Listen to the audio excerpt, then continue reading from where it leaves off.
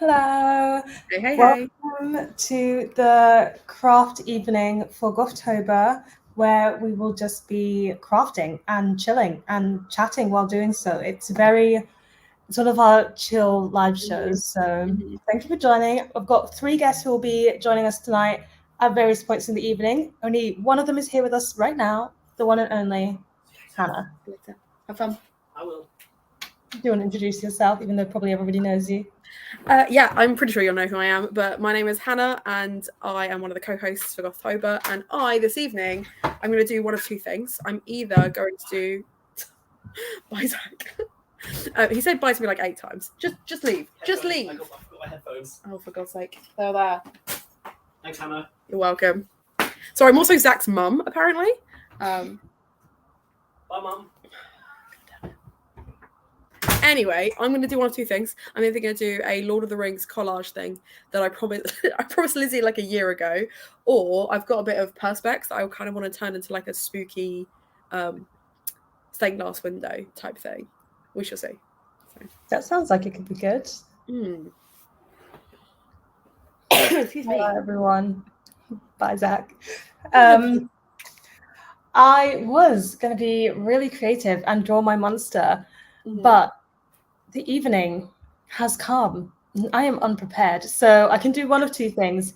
Today I was just telling Hannah about it. I was doing a photo shoot for my nephew who is 3 weeks old. He was not happy to be a model in this photo shoot. So I don't know what the results are going to be like. I might take another second shoot, but I can edit those photos, which is creative.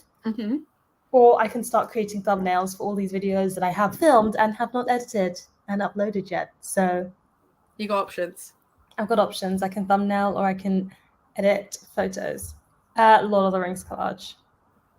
So I've got my 2 bases. So this is the start of the collage, which looks like it's newspaper clippings, but it's actually from a textbook about Lord of the Rings. So these are all like about different characters and things in Lord of the Rings. So even the background is Lord of the Rings themes. But basically the frame that this was in has broken, and it still has on the back all of the things. So we could still hang it up, but it means that the perspex has potential. I love how satisfied you were by that sound. Every time. I can't help it. I'm just like... every time. I do need to clean it because it is filthy. But I'm thinking of doing either a ghost with like a gothic archway or a heart with like a gothic archway for like the whole Frankenstein vibe. Like an anatomical heart. Yeah. I like the heart one. Yeah. But I'm going to need to print off like a graphic of that because I got no drawing skills whatsoever. So I'm hoping nice, easy. Yeah. Lovers of the sound. Yeah, it's a good sound. What are you guys all doing? I see probably chores. Chores is too big. My chores list is really big. I'm ignoring it. And I'm ignoring it. I was going to use this time to work on a painting, but I'm frankly exhausted, so I might read instead. That's valid. That's valid. That's fair. What are you reading? I guess it's not Paradise Lost if you're feeling exhausted. I hope it's not Paradise Lost, but I bet Pixie does say Paradise Lost. If I'm going to be creative, I'll write my background for my D&D character. Nice. Because they're going to start playing tomorrow evening. Sounds fun. Going to work on attempting to draw up some emotes on my iPad. I'm so not an artist, though, and it's a struggle. I'm sure you'll do great. You can do it. I don't know what emotes are. What are emotes? No, I don't know either. I'm assuming like little emojis, but for something else maybe. But I don't know why you would. I don't know. Tell us. We want to know. We want to know. Ooh, so are we just? I was gonna start by reading. Not arrived. No, so I will creatively read or something. Reading is creative. There are words involved. There are words involved. So I've got all of Lizzie's like really like vibrant acrylics. These are not gothic vibes. Not at all. Also, I'm going to ignore everything and start by playing Sudoku. Nice. I'm so close to my... It wasn't going to be a goal, but then we got near to this point in the year, and I am currently Well, how many games of Sudoku do you think I've played so far this year? Oh, this year? You've got to Yeah. have done at least one a day, right? At least. Guess the So number. I would say probably like 340. 340? Yeah. Your final answer? No, 900. Let's go to the thousands. Like, what is it? So far this year, I've played 872 games of Sudoku. I'm amazed. I'm impressed. So basically, my goal is to hit 1,000 by the end of the year. Because I was like, I'm so close now. I might as well do it. No, you absolutely could. I have no doubts. No doubts whatsoever. Yeah. It's basically what I do before bed. I don't read before bed. I play Sudoku. That's fair. I play like a little bubble game and I listen to an audiobook before I go to bed. Because I have to put a timer on. I used to have one of those like dimming Lumi lamps, and that was fine to like read before bed. But without it, I just stay up and just continue to read. And then I'm like, oh, it's 3 a.m. and my eyes hurt. And it won't be until like I will literally be like straining. And I'll be like, why do my eyes hurt so much? Why are they so dry? Oh, that's why. Yeah. So I don't trust myself to read before bed. But an audiobook where I can put a timer on and like a little bubble game, that's fine. I can do that. That's good. You found a way to actually stop turning the pages. For now.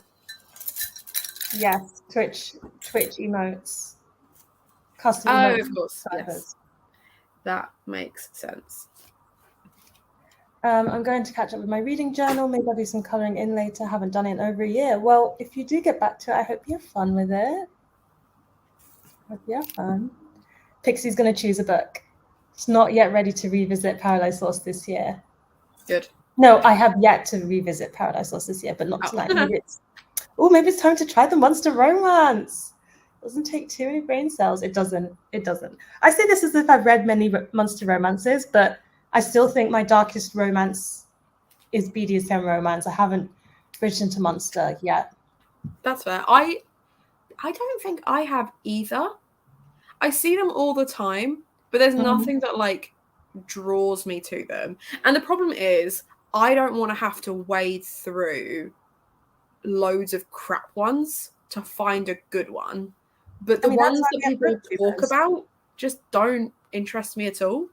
So I did try Ice Planet Barbarians, but the writing, I just couldn't deal with it. I never tried that one purely because I just couldn't. I had no appeal to me whatsoever.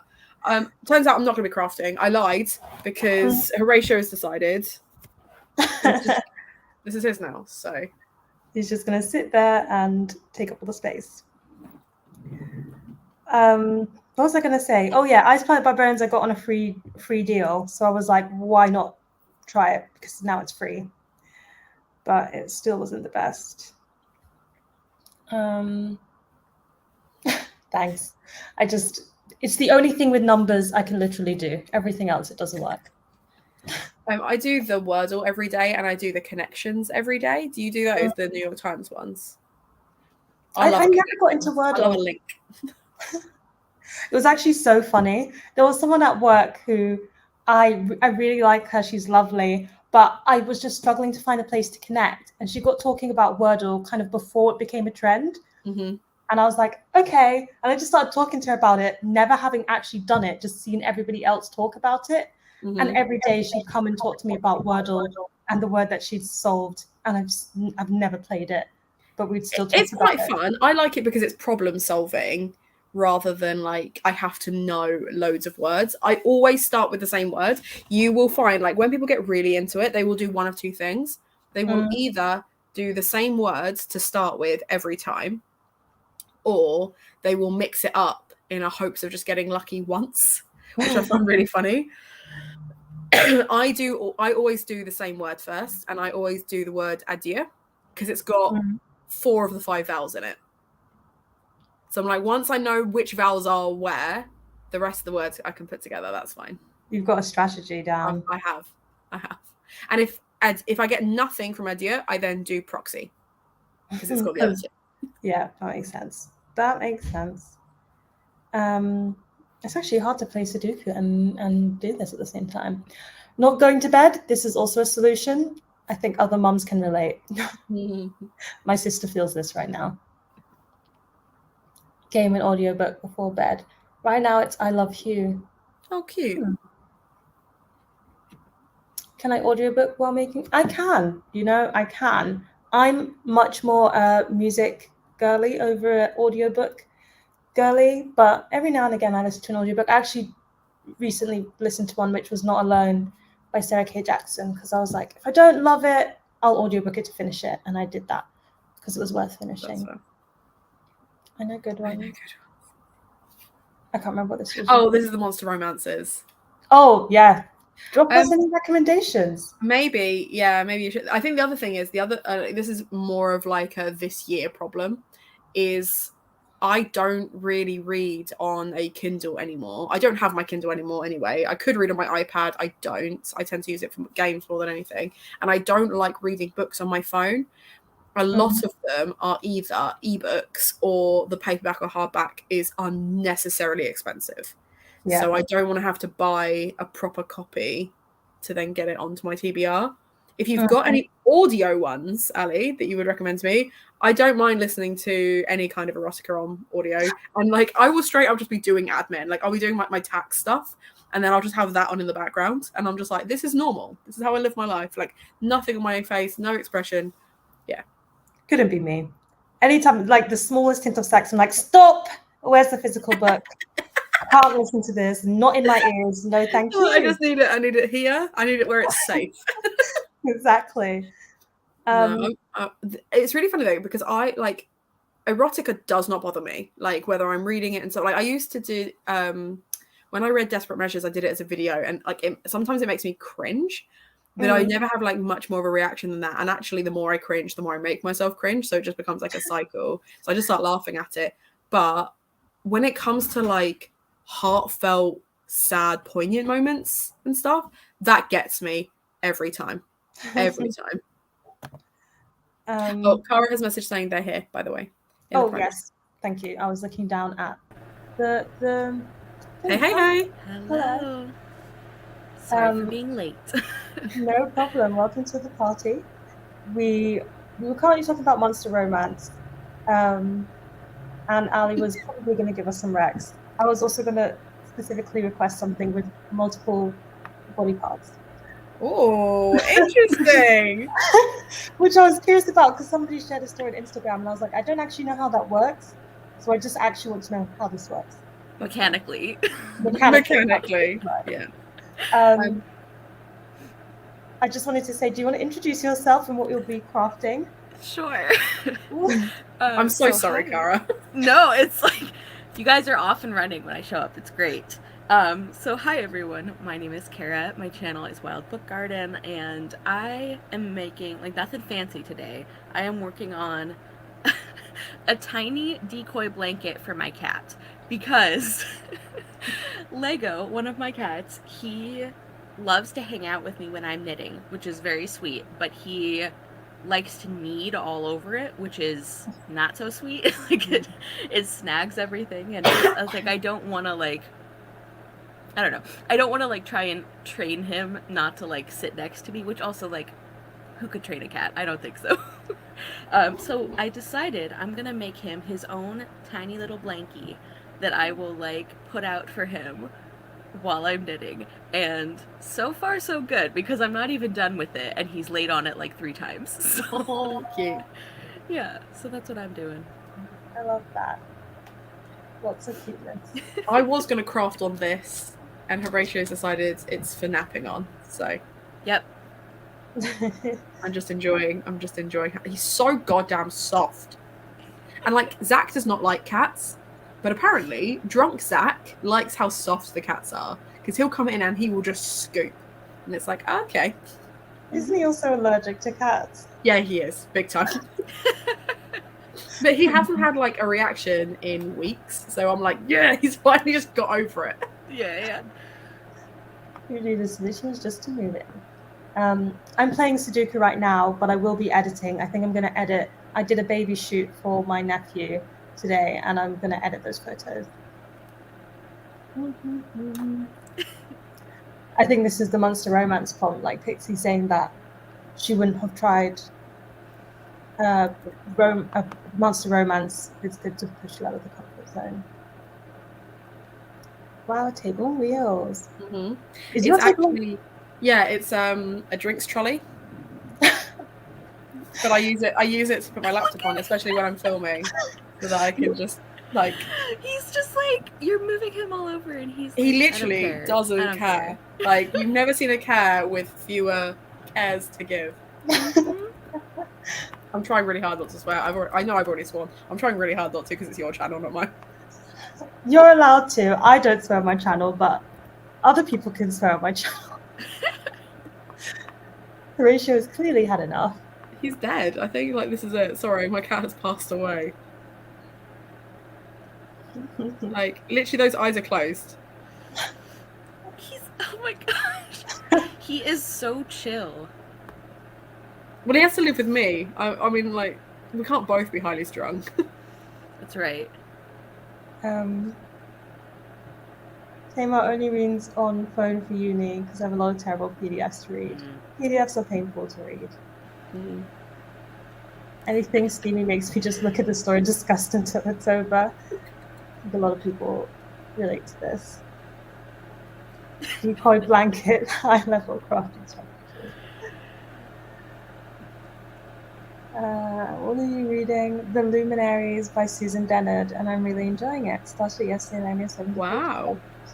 Ooh, that's really fast.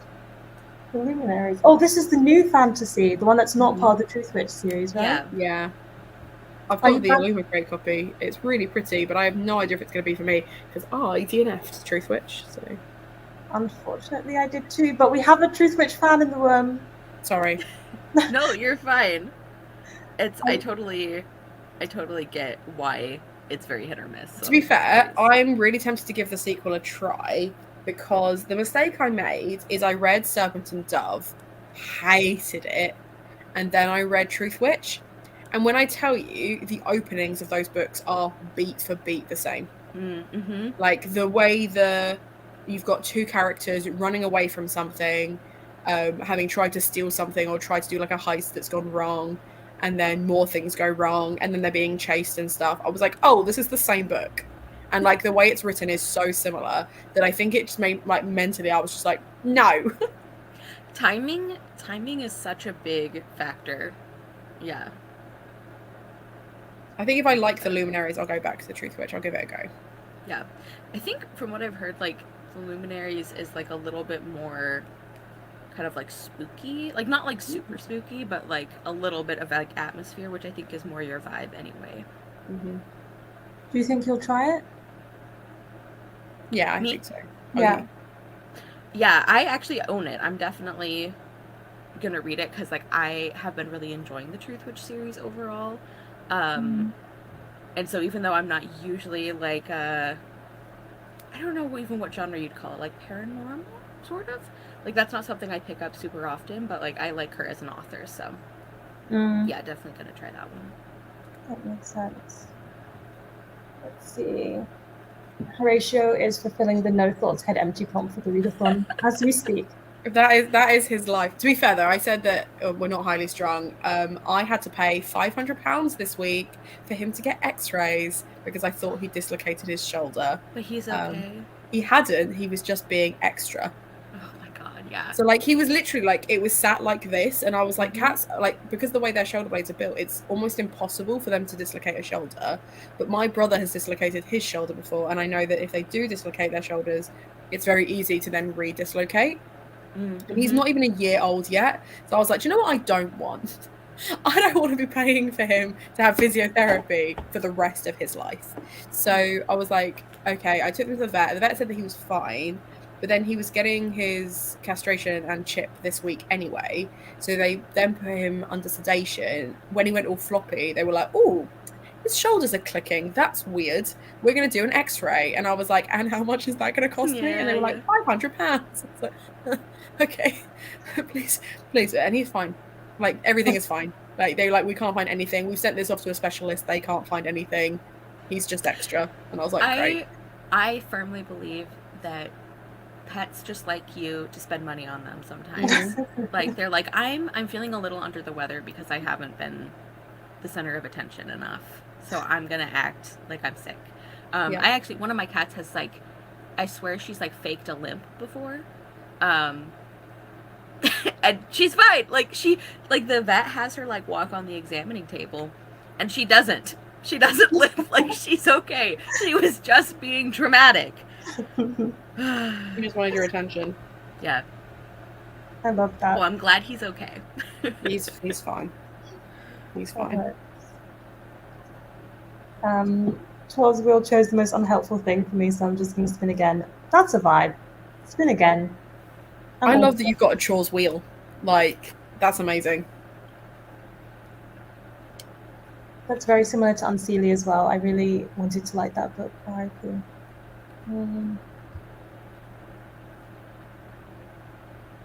In the Luminaries, there's a forest full of creatures that appear at night, and it's definitely spooky. That sounds perfect.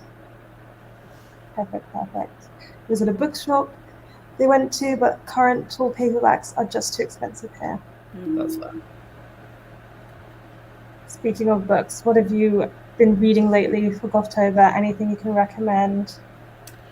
Yes. So I always have to pull up Goodreads as if it's like, what have I been reading? It's like days ago. So let's see. I've been continuing the Circle Opens series by Tamora Pierce because I am part of that read along, and I'm still loving it. Like, I have given every book in that series 5 stars. Like, I feel like it's really just top tier middle grade fantasy. This second series is more young adult, and I just think it's fantastic. It's one of Tamora Pierce's, I think, like less known series. Because like she's really well known for the Alana books, and this is actually set in a different world than those are, but I've been loving it. Like, the characters, also Olivia Savannah, like, you love found family trope. Yes. This has like one of the best I think I've read. Like, it is so good. I love it so much. Yeah, so that's been great. And then one that I actually just, like, I would not recommend, I just DNF'd it last night, is Good Neighbors by Stephanie Burgess. I just keep wanting to like her books, and she won't let me. Like, I swear, like, it's like things that I know I personally have a very low tolerance for. Like the not like other girls trope and like women hating other women. I know those are things that are like especially frustrating to me, but it's like I've read so many of her books now, and it's like the female characters in her books, it's like they can never be friends with other women unless they are like dating or like related, which like those relationships are also very important, but like what? Like, why? It was like really frustrating, and I got like halfway through the book and I'm like, I'm getting more and more irritated. Like, I can't really picture giving this book higher than like a 2 stars or 2.5, so I'm like cutting my losses. I'm not having a good time. So that's fair. Is the Tamora Pierce you were mentioning, is that the one that got new covers? I saw that a series of hers got new covers. So I'm really bummed because this series of hers is actually out of print, which is like ridiculous because like Tamora Pierce is still a very well-known name in fantasy, so it's weird to me that like multiple series of hers you just can't find unless they're used. So I'm really hoping that because other books are getting new covers that like eventually like these will get reprinted. I hope so. Bethany started like a petition on it because like it really is. It's really a shame. Yeah. I've heard like so much about Tamora Pierce and how people consider her books like a staple of their childhood. So I'm surprised that they're like out of print. I know. And it's funny because I never actually read her when I was a kid. I read the first Alana book and it was fine, but I just like never continued. So I've only been really getting into her as an adult. And I think they are like equally impressive. Like, I don't have any of that nostalgia, you know? And I still think these are really fantastic books. And, like, the issues they deal with, like, also the adult characters are so great too, and it's like one of those middle grade series where like you can see the point of like the adults and the kids, and they like genuinely like listen to and try to understand each other. Yeah, which makes sense because apparently Tamora Pierce had experience as like a child like therapist, or like, and she also worked at like I forget what she called it, but like basically like shelters or like groups that like took care of like at-risk kids and everything, so it makes sense that she would be so good at this. But yeah. Sounds good. The moment a paperback is £20, I'm just losing my will to buy books. That's so expensive. That's too expensive. That's hardback prices. That's insanity. Yeah. I've been reading Inkheart for the book that haunts you. I'm scared to continue because I was so scared as a kid. The Inkheart books are really lovely. I remember them fondly. I can't remember in too much detail to like say if it gets scary or not, but I do remember them fondly. Yeah. I remember they had lots of books in them and that. But the third one I wasn't a big fan of. Oh, I really did not like that. Like, some of the changes, like the choices that the author made, I'm like, why would you do this? Like, I actually went back and looked, and I read this like years and years and years ago, so like, had no idea what BookTube was barely using Goodreads. I don't even know how old I was, but I looked and I gave that book 1 star, and I'm like, wow. Like preteen Cara was not having it. Like, you were really not happy with it. I was just gonna say, like, it introduced me to I think I became a multi-reader with that book because I didn't DNF books until like last year, so I wouldn't give up on the book, and also it was part of one of my favorite series at the time. So I was going to finish it, but I was so bored by it that I started other books while I was reading it. And I significantly remember that being the first time I ever had done that. Yeah. And I haven't stopped since. Yep. So that's that. Hannah, how did it go with Frankenstein today? I'm on to part 2, chapter 3 or 4. I was enjoying it more yesterday. I think yesterday I was just feeling it as a vibe. Today I haven't listened to very much, but I don't know if I'm just not in the mood for it today. But I am vlogging it regardless, so I'm hoping. I'm about 90 pages into it now, so hopefully Is this your first time reading it? Huh? Is this your first time reading it? No, so I said in the vlog, because I put on Goodreads that I gave it like 3 or 4 stars, but I have never actually enjoyed it. Now, my lecturer, when I studied Gothic fiction, was incredibly boring, and she adored Frankenstein, so I just never really engaged with that lecture in particular. So I only read the chapters I had to read for the lecture, and then just marked it as read like years ago, and then just never read it again. But because I'm a spooky bitch and I like fancy books, years ago my mum got me the Penguin cloth-bound classic Frankenstein copy, and I've just never read it, and I've never wanted to get rid of it because it is very pretty, but I just have no interest in reading it. I've TBR'd it in the last 2 years maybe twice, and I've binned it off both times, whereas this time I was like, well, I've got the Frankenstein graphic novel or manga by Junji Ito, and obviously you unhauled Frankenstein to me, which is the trans retelling or trans inspired version of Frankenstein. So I was like, I'm going to read the original just so that I can then read these two and make comparisons, because obviously I've been doing that. I did that with Peter Pan originally. Pride and Prejudice big time this year has been like a massive project for me. I tried to do it with The Great Gatsby, and I hated The Great Gatsby, but I kind of promised myself that I would finish this regardless, unlike Great Gatsby, where I was like on holiday, and I think I'd already done like 3 or 4 vlogs when it came to me filming Great Gatsby, and I think I was just exhausted with vlogging. Otherwise I also would have like seen that one through as well. So I'm hoping that it will just be quite a nice chilled vlog. And also I've been collating B-roll for the last 2 months where I haven't been vlogging, so it should be like decent content regardless of whether I like the books or not.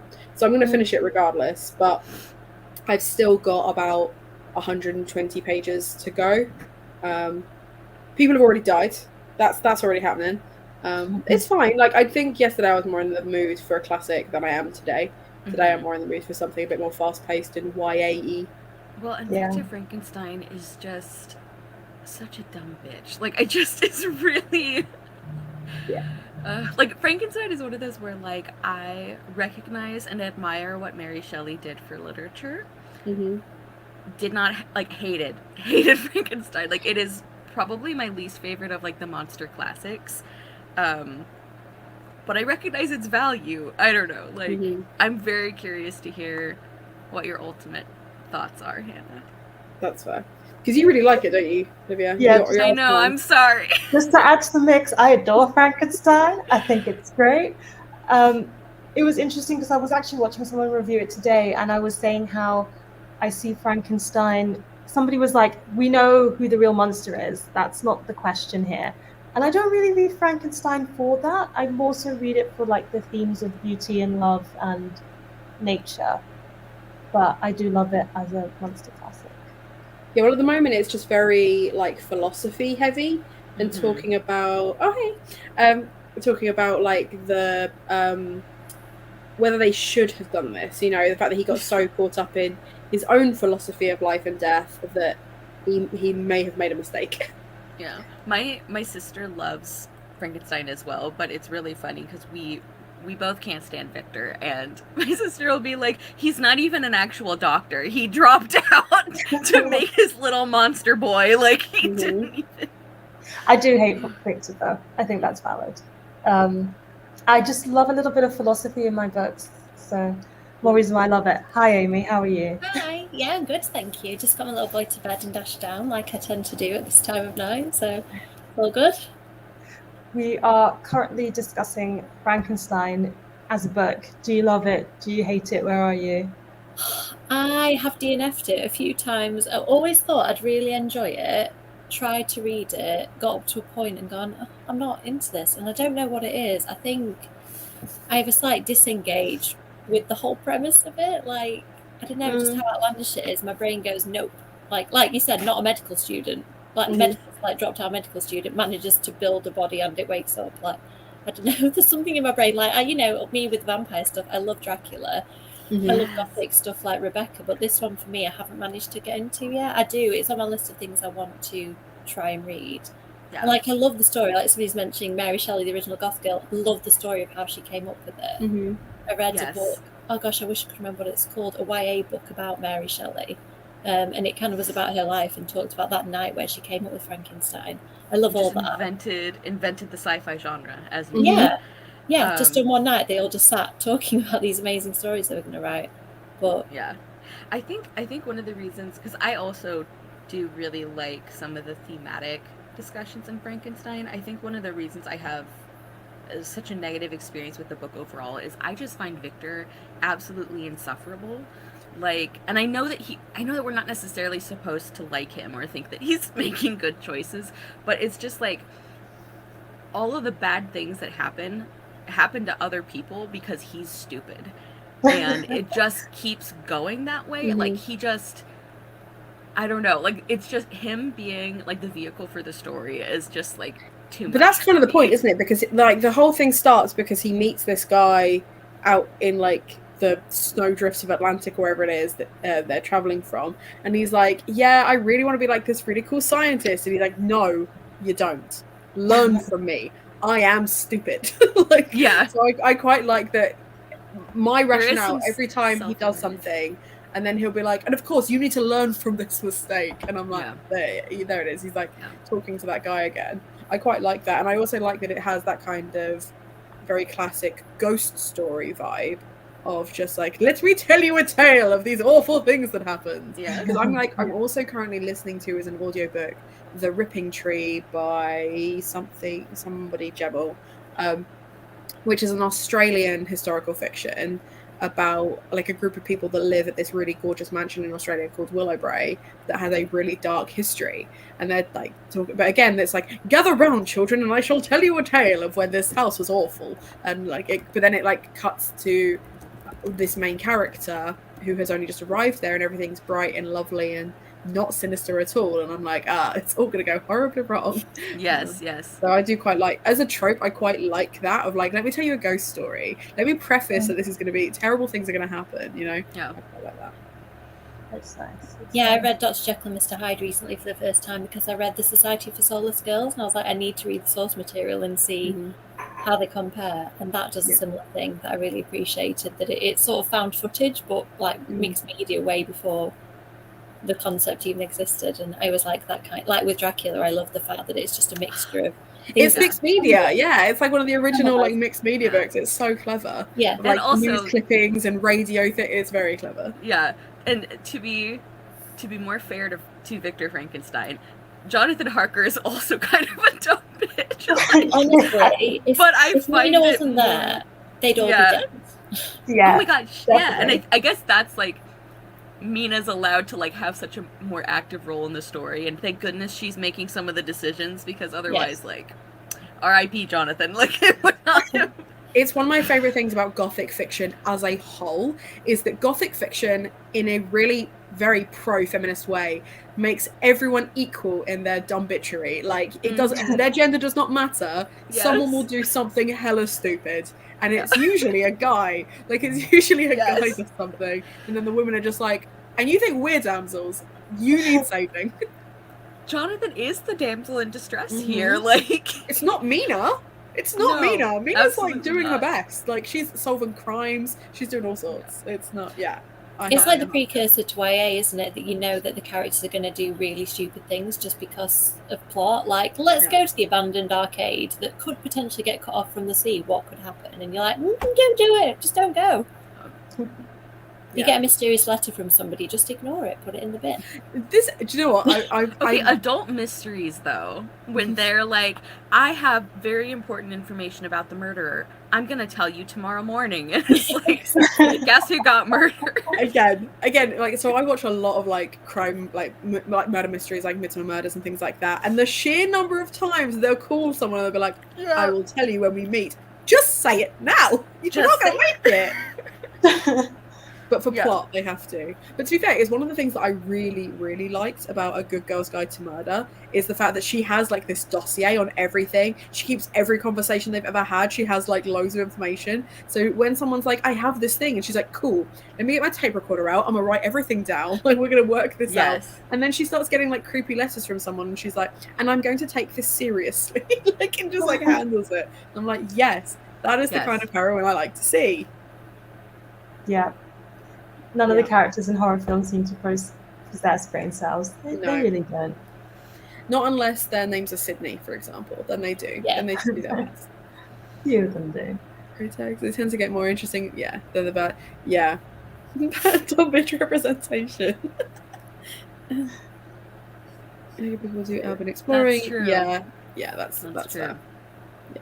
I think that is interesting, though, isn't it? That there's like that fine line. Like, I love to go and look at a creepy abandoned building, like from the outside, and there's only one step, isn't there, to get you from outside taking pictures to, well, I'll just have a quick look inside, and then maybe I'll go a bit further. Like, I kind of want to see more of that in horror stuff. Like, rather than let's all get drunk and have a party in it. That seems to be Like, what about the person who, like, The Reckless Afterlife of Harriet Stoker? Lauren James did that really well. A teenage girl goes into an abandoned building to take pictures, and ends up falling and dying and realizes that it's haunted and that she's just become one of the ghosts. And I liked that. That felt like a realistic way of her getting herself into that situation. Like, I can see me being that student who's like, I'll just take a picture. And then she falls down the stairs and she's like, oh shit, I'm dead.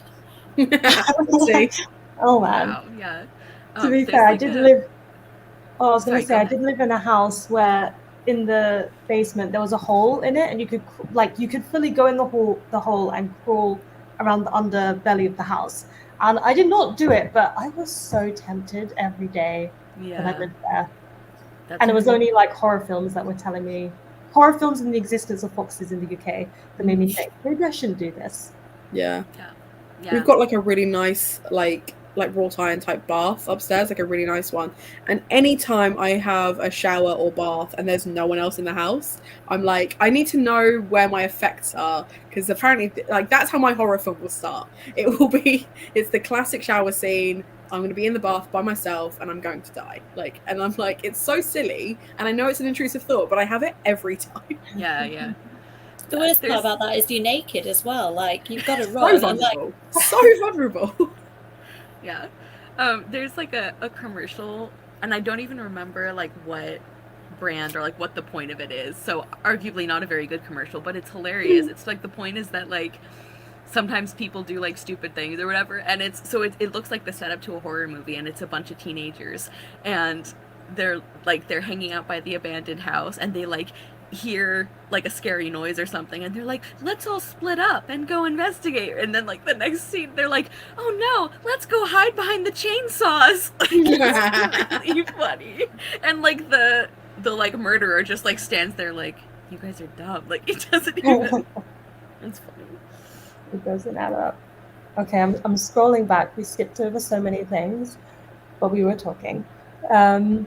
It's been a struggle because Legends in Last Week is for a vlog that I want to read at the end of the last week, and all my other books are spooky. I can relate to this. I'm trying to balance like Black History Month reads with Gothtober reads, and Gothtober is winning, but it happens. It happens. Might pick up Chocolat. I heard that's good. I really enjoyed that. And actually, I made a real throwaway comparison in a wrap-up that I have not been able to stop thinking about. So for my August wrap-up, I wrapped up both Chocolat, which I read, I think in like January time, or like much earlier in this year, because I read my mum's 3 favourite books. So I read Chocolat, Rebecca, and Flowers in the Attic, which are her 3 favourite books. I loved all of them. And then I read Legends and Lattes in like June, July time. And I was like, these are the same book. Like, I know that's going to sound really bizarre, but it follows a woman setting up a business in a town she doesn't know very well, slowly building a rapport with the townsfolk, with friends. There is an oppressive societal thing. Obviously in Chocolat it's the church, but in Legends and Lattes it's the mafia, trying to either control her business or stop them getting business, like in this like big bad kind of way. People that she cares about, like fires, like also I was like, this is the same book. This is the same book, and I really liked that. Is it 7 Basic Plots? I can't remember. Yeah. But and I really tried as I was reading it. I was like, come on, think of something that does not fit. There must be something.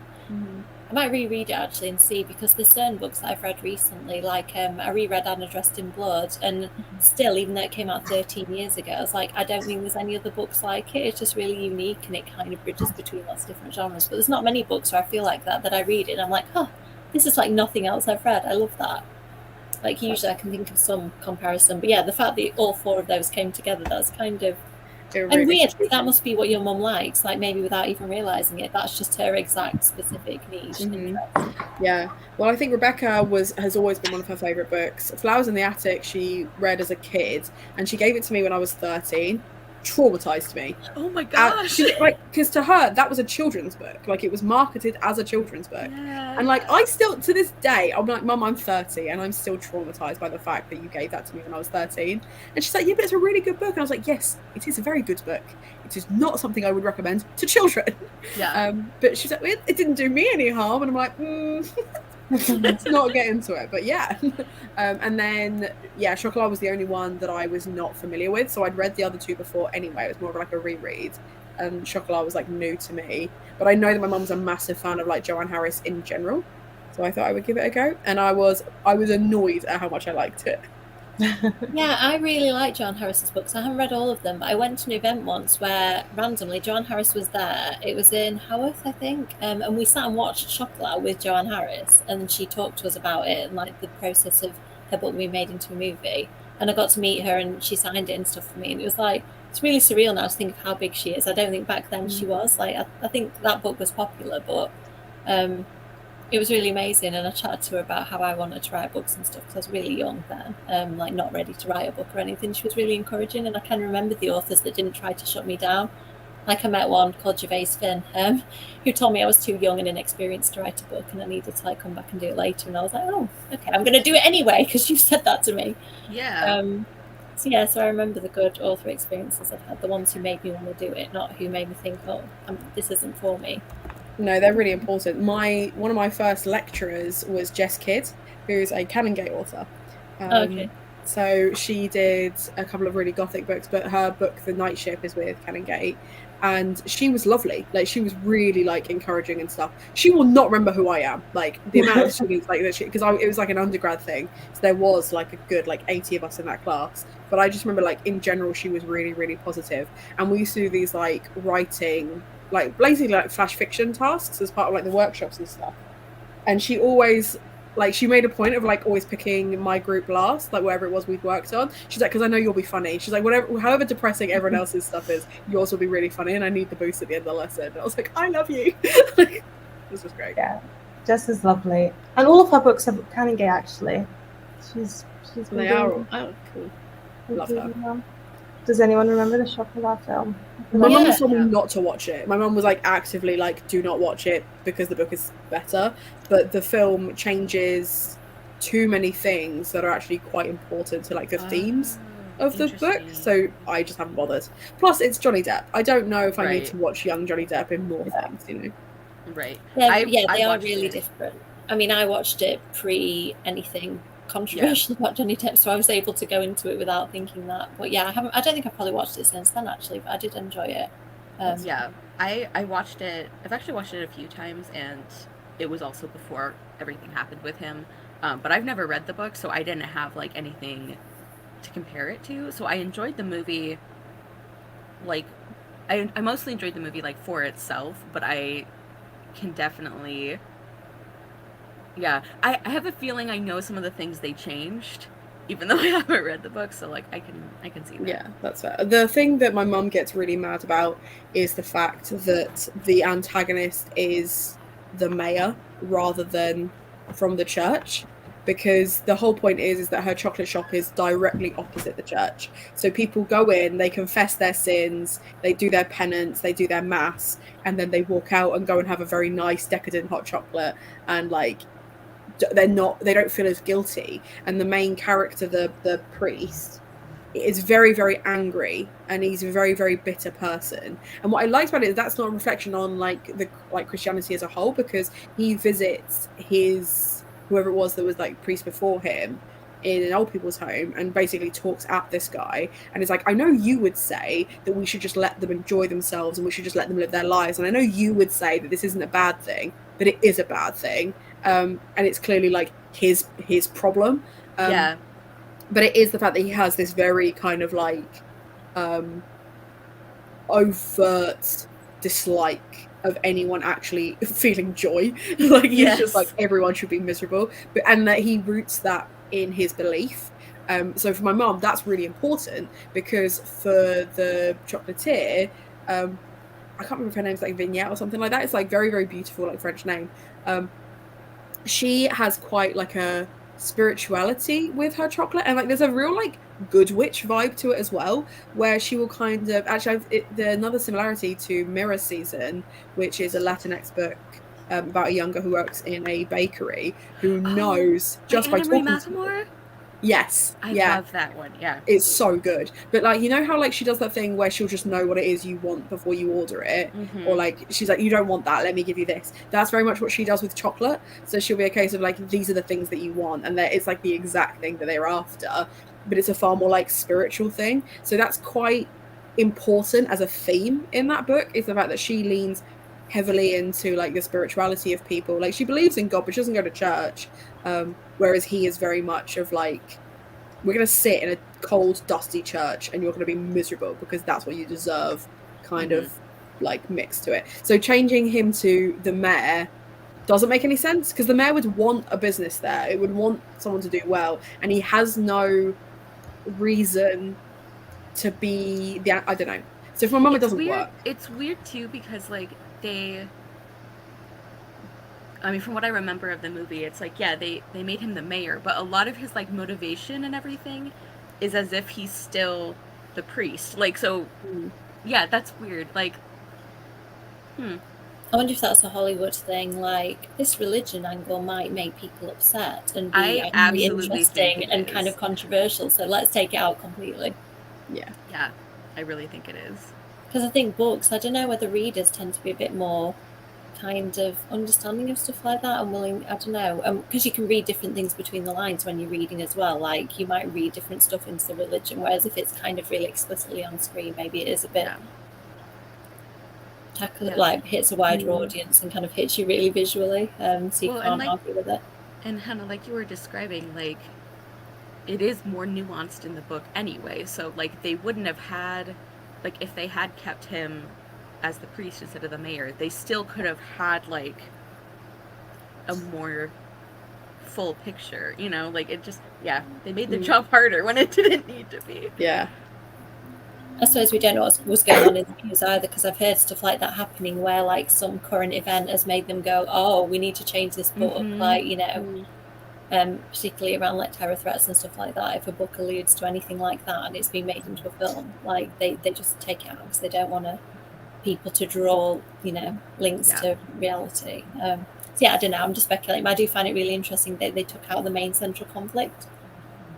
I probably didn't understand that when I was younger and read the book. I just like saw it for like being a nice lady making chocolate. Somebody's which it also is, and like she really cares about her kids and stuff like that. It's like, it's really wholesome, and there's like a whole bit around like Easter and how like excited she is to make all these like Easter baskets for the kids, and it's a really, the stakes are so low. Like things happen that are dangerous and sad and poignant, but the way it's written is so very gentle, and I needed that. Like I needed at that point, like I needed the stakes to be low, the writing to be gentle, so for me to then work my way back up to something a bit more traumatizing, which is usually where I live with my books. Anyway. Joanne Harris asked me that. She said, which of my books do you like? Do you like the dark ones or the light ones? And I was pretty young. I must have been in my early 20s maybe. And I said, I don't know really. Let me tell you the ones I like. And I told her, and she was like, you like the dark ones.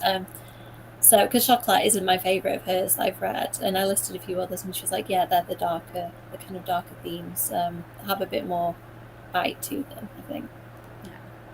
Yeah, I think I really gravitate to, like, books that feel gentle, but they also have that bite to it. Like, that's one of the reasons I love Half a Soul so much, is because it is a very, like, warm and like compassionate story, but it has that seriousness underneath, which I think also makes the wholesome parts feel like even better, you know. So I think that's what I like about found family. Like often the people who need to find a family are feeling lost or broken or like sad in some way, and then they find each other and they find happiness, and then I'm just like, oh, you deserve it.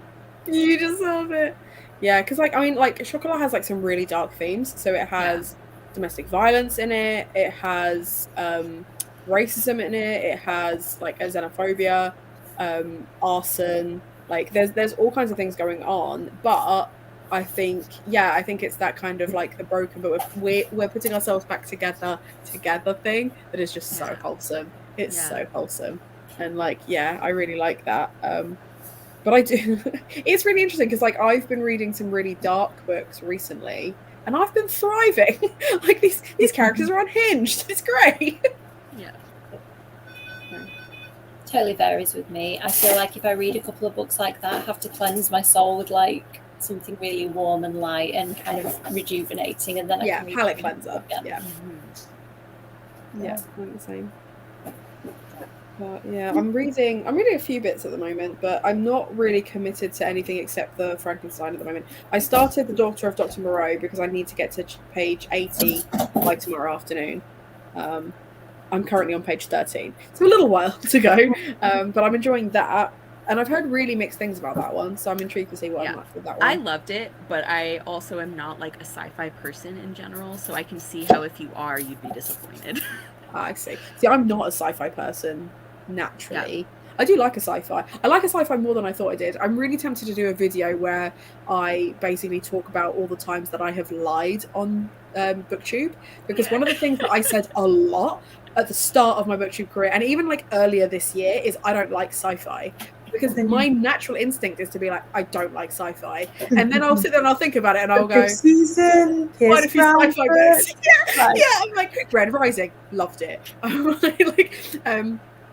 the other one I read? Chilling Effect, loved it. I'm like, I'm just going to list all these sci-fis that were just fantastic, and I'm like, oh, I do like sci-fi. Turns out that would be such a fun video idea. Like, Yeah. I kept I've saying got- that I don't like witchy books, and I was like, yeah, I don't. And then I started reading witchy middle grade, and I was like, well, it was just witchy adult books. Yeah. I stand corrected. Yeah. Or like there are things that I've said where it's like at this point I have so many exceptions that I feel like I should just stop saying it. Like I always say I don't like journey books, which I think is still true, but I have so many like, oh, except for this one, and this one's really good, and I like this one, that like at this point I'm like, is this even a useful thing to tell you anymore? Like I don't know. Yeah. It comes down to the specifics of how they handle that kind of story in Yeah. the end. Because it's very easy for it to be, for me, incredibly boring and repetitive. And I'm Okay. also like, I just don't, in general, I don't love like travel stuff. So like all those rom-coms that are like, they're driving cross country and they fall in love, and I'm like, unbearable. I can't. I'm sorry. Like, so. Yeah. I used to be like, I don't like a road trip book. And then I read Morgan Matson and I just loved all of them. And I was like, how? Mm-hmm. How is that? Hi from Dublin. I feel like a lot of people think sci-fi is one thing and that thing is Star Wars. Yeah. I love Star Wars. Like I really like the films. I love Star Wars. I've tried so many Star Wars books and I hate them. And I've got like the Thrawn series were on Audible as like a bundle. So I've got those because I've just finished Ahsoka. Loved Ahsoka. So I'm hoping that it will have that kind of vibe because it's an audiobook. But like I've tried Claudia Gray, I've tried Chuck Wendig, and I just cannot get on with Star Wars books. And I think so many high sci-fis are like that. And I think also my issue is that I read Brave New World and was like, this is fine. And then realized very quickly just how many sci-fi bros have just tried to like recreate that and like a little bit of like foundation. And I'm like, well, I didn't like either of those books, and you're just ripping stuff straight from those.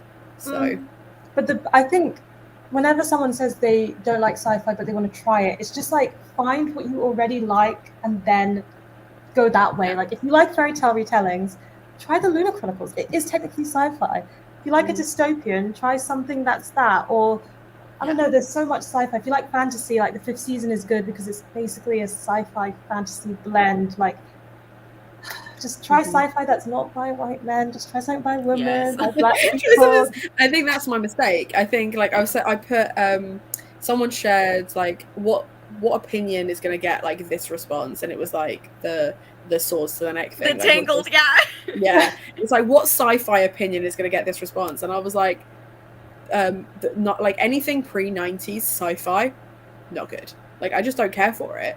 But I think that's because the ones that I've read, the ones where I'm like, oh, it's classic sci-fi, I don't enjoy it. But then like Except 5th season, I really liked. Blood Trials, I really liked. Like, and they are all like that combo of. I think what I don't like about sci-fi is how cold and detached from character those ones are.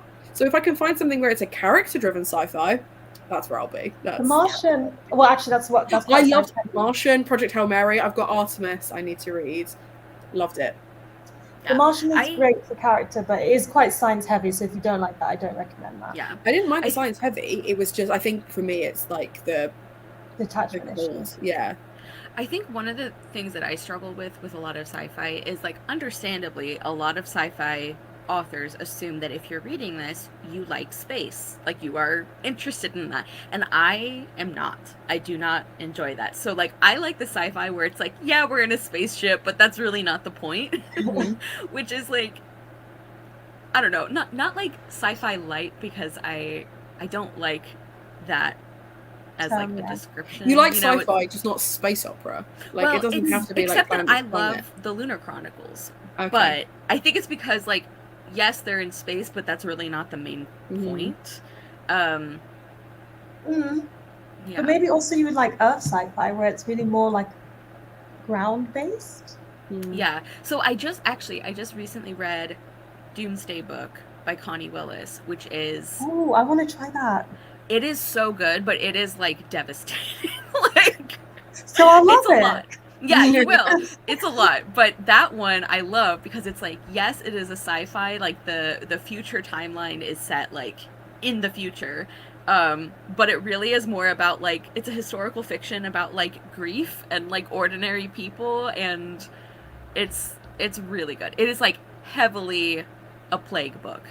So just like be prepared for that. But like it was fantastic. And that one is very like about the characters, and it is not, it's like characters and themes rather than like the technological aspect. That's fair. And I think this is very true. And people don't include that as a caveat, which puts people off when they try older sci-fi. I think Cara said, except Octavia Butler. Yeah. I actually haven't read. No, I think that was me, because I was like pre-90s sci-fi I just don't care for. To be fair, I have not tried any Octavia Butler, but I have tried Ursula Le Guin and just didn't vibe with it. Try Kindred. Try Kindred. Kindred is so good. Oh my gosh, yeah. I'm sure I will like it. It's just one of those ones where I haven't bought any books this year that weren't like pre-orders or things like that, or like just picked up because of like bargains and stuff, and I just haven't seen it to get it. Otherwise I probably would have got it already. Now is the time to get it. I think you should treat yourself. Yeah, you think now? I think now's a good time.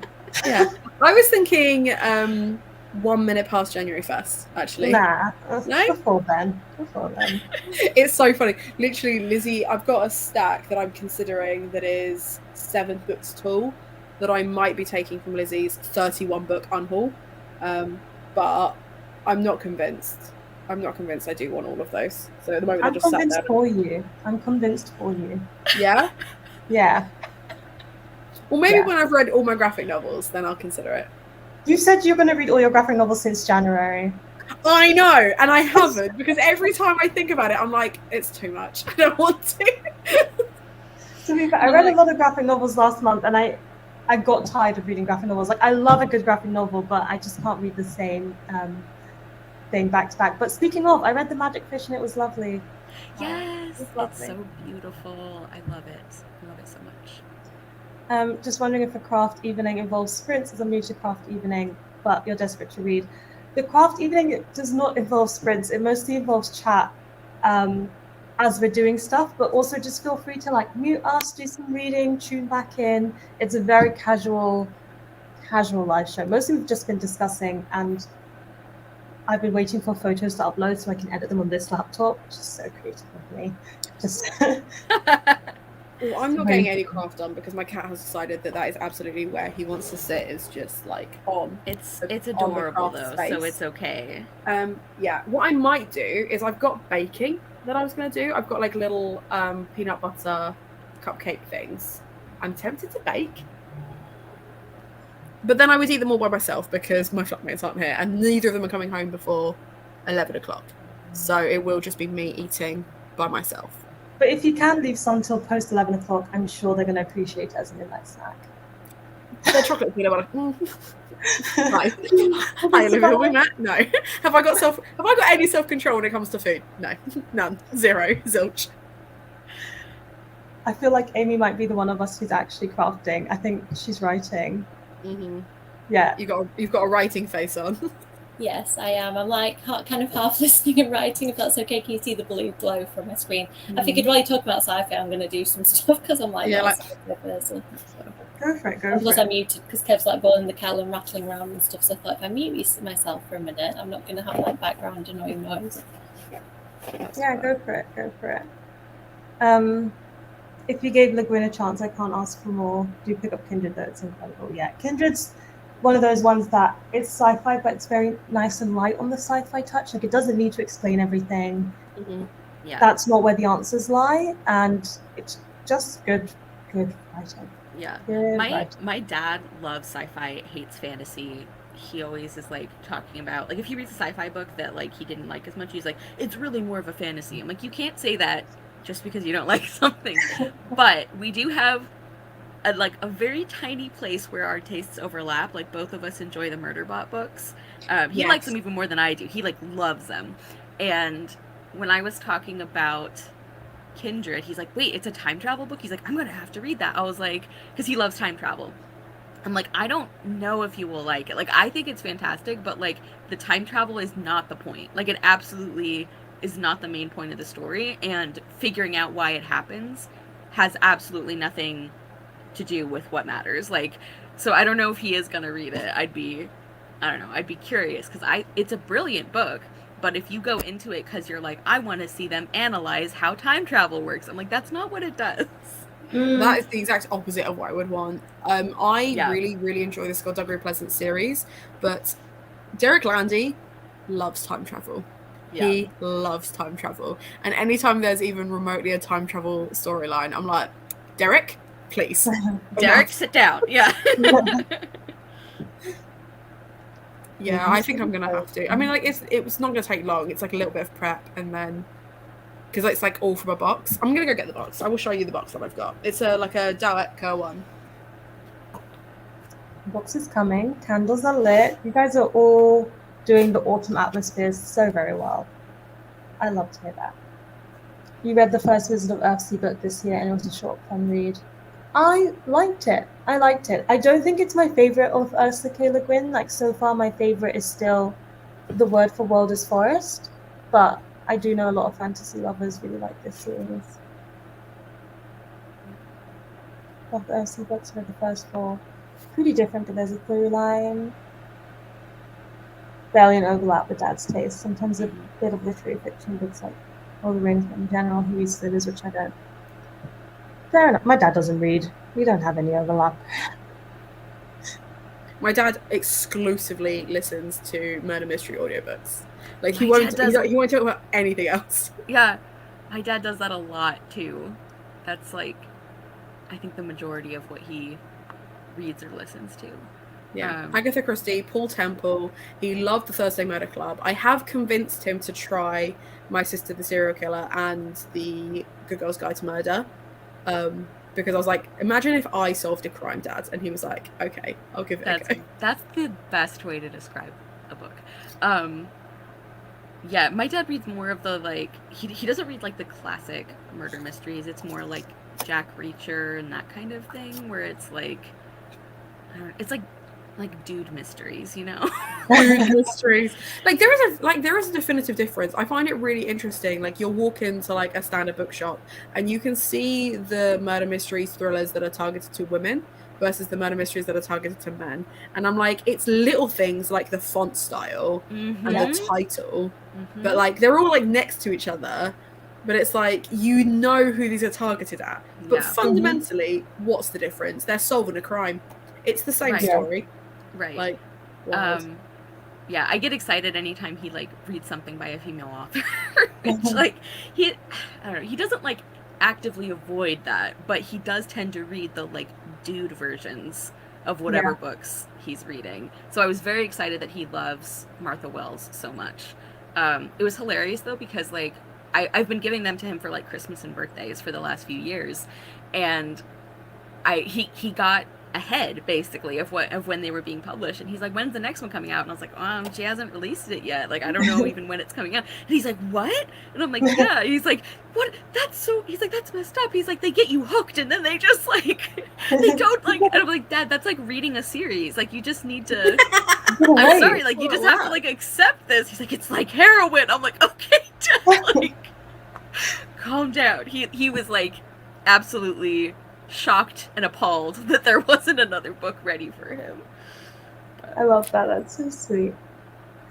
I was gonna say though, on the like crime being split for men and for women, I would love to see a challenge where these female authors have to write crime, but it's not domestic, and they have to do it without that. So I feel like so many of them are domestic. But you do get every now and again, like My Sister the Serial Killer one, where it's not like that way. I just find them hard to find. Le Guin's style of writing is very thoughtful and feels gentle even when the subject is tougher. That's what we like about her. I think Amy's in a conversation right now. I'm gonna wait on this one for a second. Your dad is like the locked tomb fandom about Electo. This makes no sense to me. Hannah, question mark? Look, tomb fandom about Electo. have no idea. Okay. I know that once they've explained it, I'm going to feel really silly. I think this is Murderbot related. Oh, okay. Have you read Murderbot? Me? Yeah. Oh, okay. Yeah, I really enjoyed it.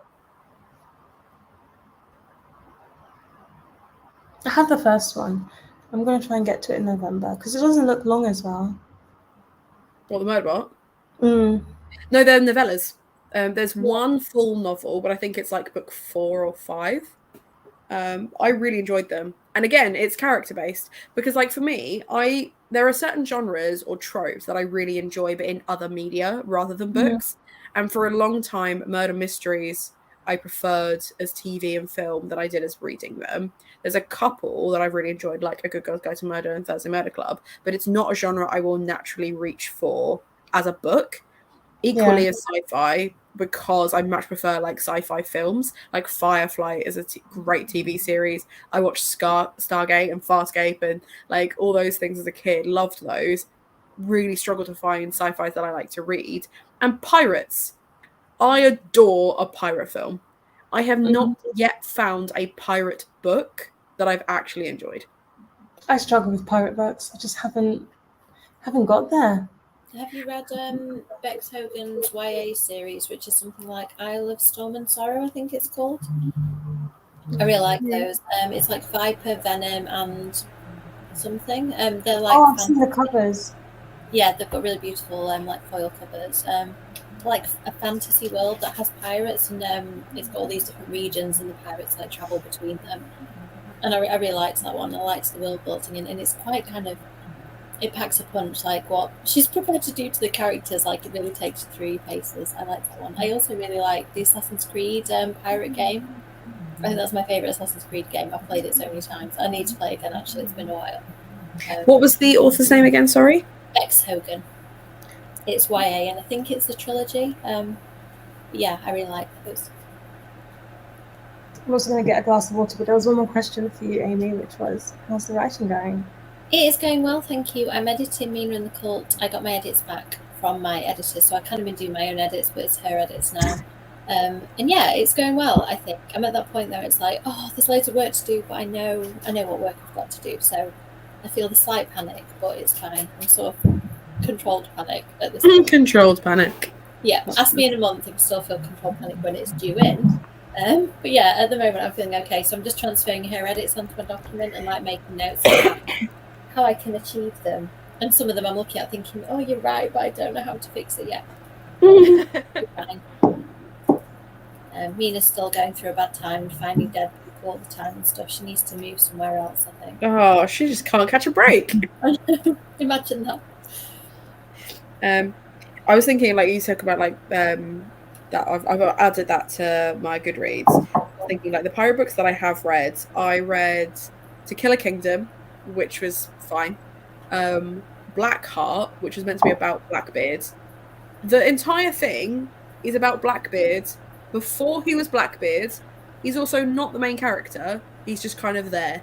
Why do authors do that? Like, I'm a hard sell on prequels anyway, but like, why would you market something as like it's about this thing before you cared about it?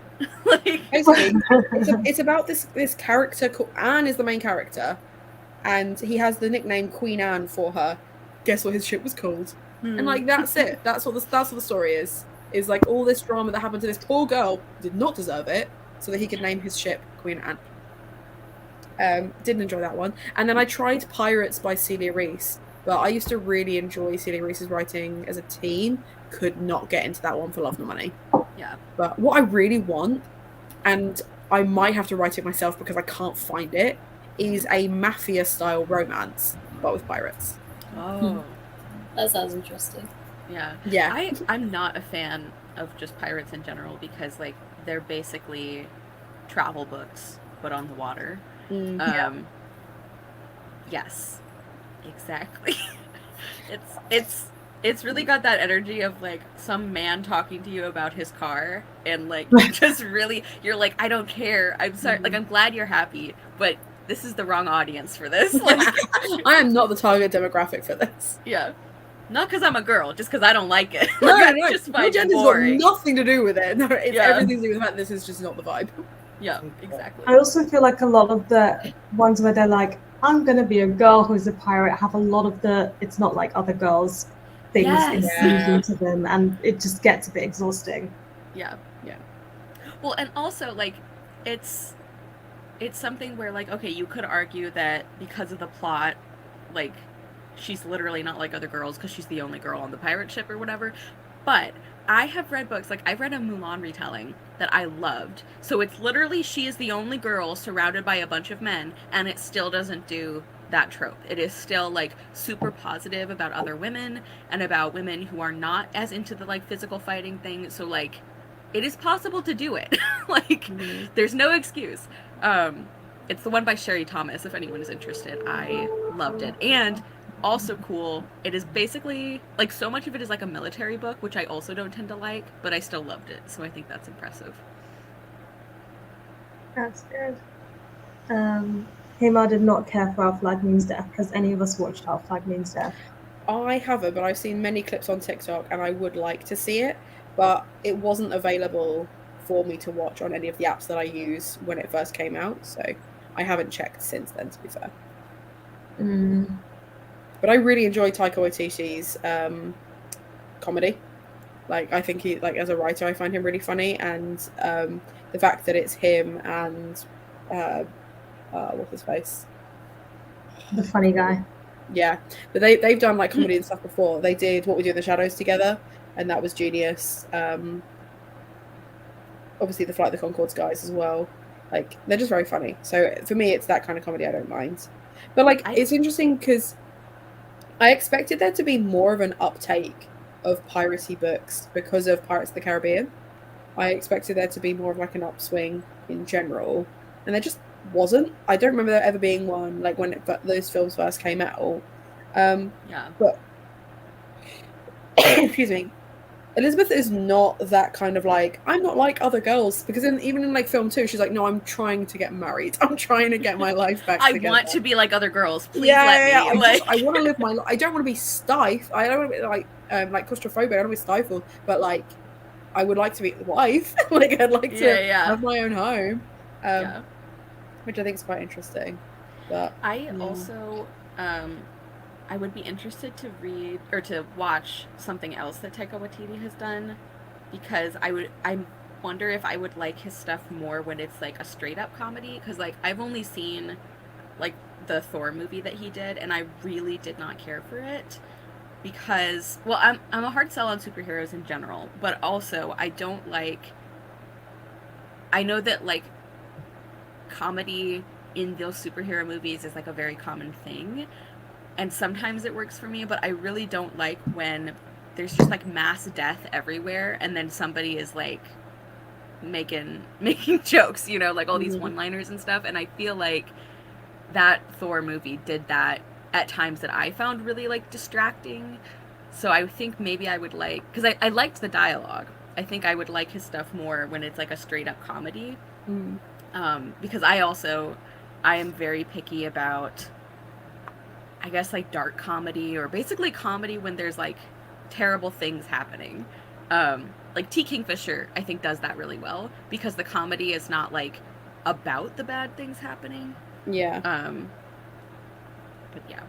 I think it'd be interesting then if you watch his film Jojo Rabbit, which is about a young boy whose imaginary friend is Hitler, and he is part of, like, it's such a weird, like, go with me on this. He is part of, like the Nazi youth at the height of when the Nazis were in control, and kind of, like, during that Second World War.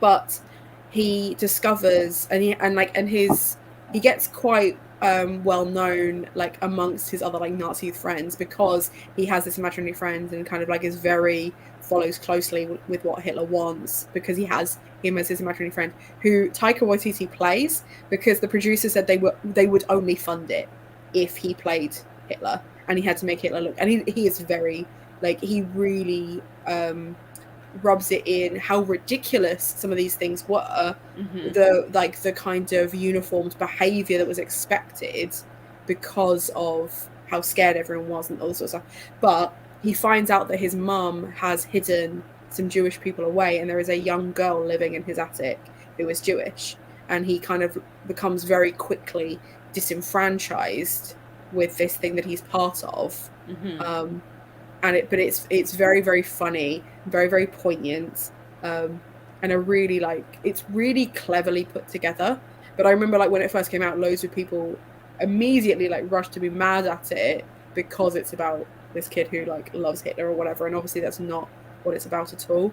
And the acting in it is just phenomenal. Like, it's such a well put together film. So I'd be really interested to know what you think of that one. But it is one of those things where, like, I would not have pitched that film ever to anybody. Like, yes. So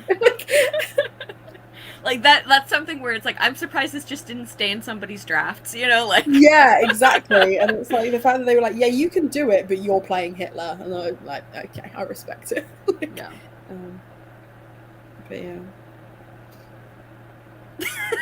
No, it's still here. It's still here. So I was like reading the instructions because I've got to cook it for like a little bit, and then I have to poke a hole in them so I can put the peanut butter in and then cook it some more. And I'm debating whether I can be bothered. There is more stages to it than I thought there were. So that's fair. Also, I love this laugh out loud book recommendations because the comedy genre is entertaining, but I do find the things that made me laugh out loud are not comedy. They mostly end up being middle grade. Like the last two I can think of, well, maybe because I've just got them on camera of me doing it, but Percy Jackson series makes me laugh out loud. Artemis Fowl series made me laugh out loud multiple times. I'm struggling to think of. I don't really read that many funny books. I mostly read books where everybody's sad. I think like the ones that have made me laugh out loud are like nonfiction that are like not actually comedy writers. Like Emma Southen, I think, is hysterically funny, but she writes about like ancient Rome through like a feminist lens, and it is brilliant. Like if you like Pandora's Jar, I think you would like Emma Southen. I have like actually laughed out loud because like some of the ridiculous things that happened in the Roman Empire, you do have to laugh. Like it's so silly. Like the way that like somebody gets assassinated because they like trip out of a bathroom or something. Like it is truly wild. So I've laughed at that, or Wajahat Ali's memoir, which is Go Back to Where You Came From. He also is not like officially a comedian, but I think he's so funny. Like I actually was laughing like out loud at some of the things that he said. But yeah, so I guess I tend to laugh at like very specific nonfiction that is not intended to be like comedy books. Like there's a bit where he talks about how he's friends with like Hassan Minhaj, and he's like, yes, all Southeast Asian people know each other. Like it's just, he's like, my real name is Fareed Zakaria, who is like he's like on like news programs here. It's just, I don't know, I find it really funny. The only book I've laughed out loud at this year is the Gabby Hutchinson Crouch Darkwood trilogy. Like all three of them have made me audibly laugh, but I am not one for like audibly laughing when I'm reading, even if I do find something like very funny. Like I really liked James Acaster books, Joe Lycett's book, and I literally wrapped it up yesterday, in the video I posted yesterday, even the Jimmy Carr self-help book that had some really funny moments in it, but I don't think I ever like laughed out loud, whereas the Darkwood trilogy got me every time. I was howling with laughter. It's so good. Yeah, it is really rare for me to physically LOL when I'm reading something, so I get that. It is rare for me too. Sometimes I giggle at a cute romance. That's not like laughing out loud. It's just like, oh, that's so cute. And sometimes I do laugh out loud at some steamy books because it's like actual jokes. Those, it just entertains me. Like I'm like, this is so ridiculous, or the way that this has formed is ridiculous or contrived, and it makes me laugh out loud. And like so bad that it's kind of funny. Yeah, or it's like I could sometimes like I'm reading like one of the steamy parts, and I can feel my face being like because it's like it's not laughing out loud, but I'm like, this is like a weird combination of like so over the top that it's funny, but also like I feel like I shouldn't be here right now. Like, Yeah, we need more historical comedies. Books that make you laugh are fast-moving fantasy novels where something ridiculous happens and the characters just cannot take a break. Things like Six of Crows kind of has this vibe a little bit. I'm so wary of books that are meant to be funny because when you don't find them funny, they can be so dull. This is true. And I think a lot of literary fiction does this. I recently really didn't like Luster by Raven Lalani because it just was it's described as a funny. comedy. It's not funny. Like I They keep remember, saying dark humor. I'm like, no, that's racism. where? I'm like, where? Because what this is a young woman who is traumatized, continuously putting herself in more traumatic situations because she doesn't have the social wherewithal to be like, actually, no. Like, that book was wild to me, and I was reading it, and I was like, I'm waiting to laugh.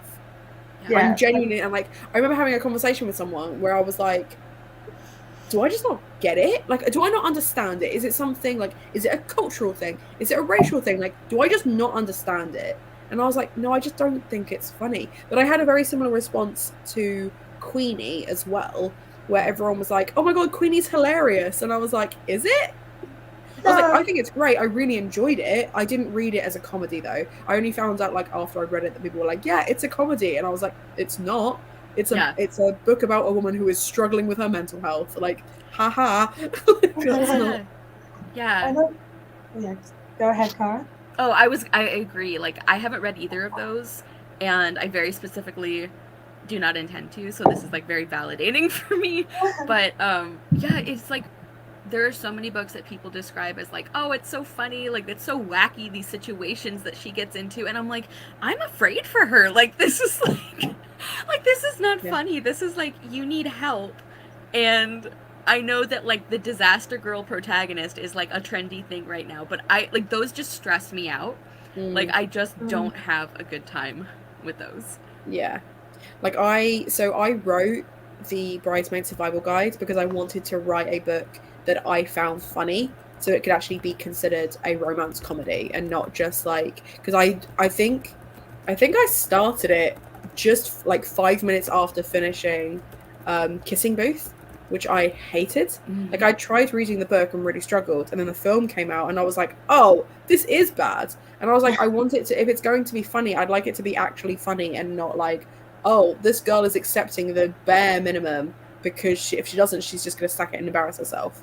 Like, if you are going to embarrass yourself, it should be in a gentle, harmless kind of way. Because I'm like a real, like, when it comes to like pranks and things, I don't find pranks funny. Me neither. But I do enjoy like little harmless things. So like I'm a gremlin, right? So when like Lizzie and Zach are here, Zach and I have the exact same phone. So I will just move his phone. Like, it will just be, I will just tuck it behind like a sofa cushion or something.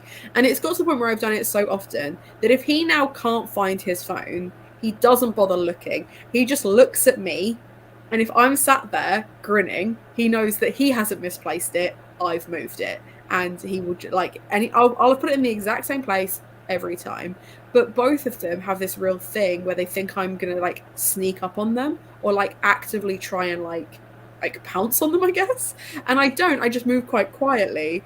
But like, they will panic. But like, for me, that's not as funny as like something where I'm like, you've literally seen me do this, or like that no harm's done. Like, it's still in the same room. Like those gentle like mum level pranks. I was like, when I've seen like prank videos where people have done like awful things to each other, I'm like, I don't find this funny. So when in rom-coms they include like that kind of like those pranky behaviors or like things where they're like bullying, like, that's how I view it. I'm like, you're just bullying these people into liking you, and I'm like, that's not romantic to me. I don't. Will Smith's memoir, if anybody's read it, he does a massive prank in it, which was not funny. Yeah. And I was like, I think it shows a lot. I think when what you consider a prank shows a lot about who you are. Like, or the number of rom-coms where it's like, see, I'm very picky about hate to love and contemporaries anyway, but like the number of them where it's like, oh, they have this rivalry, they hate each other, so they're continuously like sabotaging each other's like workplace. And I'm like, I do not find that cute or funny. Like, I just, it's really not for me. Like, I cannot get on board with a romance where it's like, you are like risking this person's like job and profession, and like, especially, I don't know, it's especially like frustrating when it's like the male lead is like doing stuff that could get this woman like fired for no good reason. Like, it's hard for me. I mean, usually it's like on both sides, but I don't know. I hate it. I don't like pranks in general, but I especially don't like when we're supposed to think like, oh, isn't this a fun meet cute? And I'm like, no, he almost got her fired, or like she almost got him like hospitalized. This is not funny. No, yeah. Yeah, there's a difference. There is a difference. It seems like A Man Called Uwe is labeled as a comedy, but it's not funny. It's just sad. Oh no, that's not nice. I don't like it when it's, yeah, I think similar thing with Luster, when it's like something that's about the character and then they're like, this is funny, and it's like, no, this is just who they are.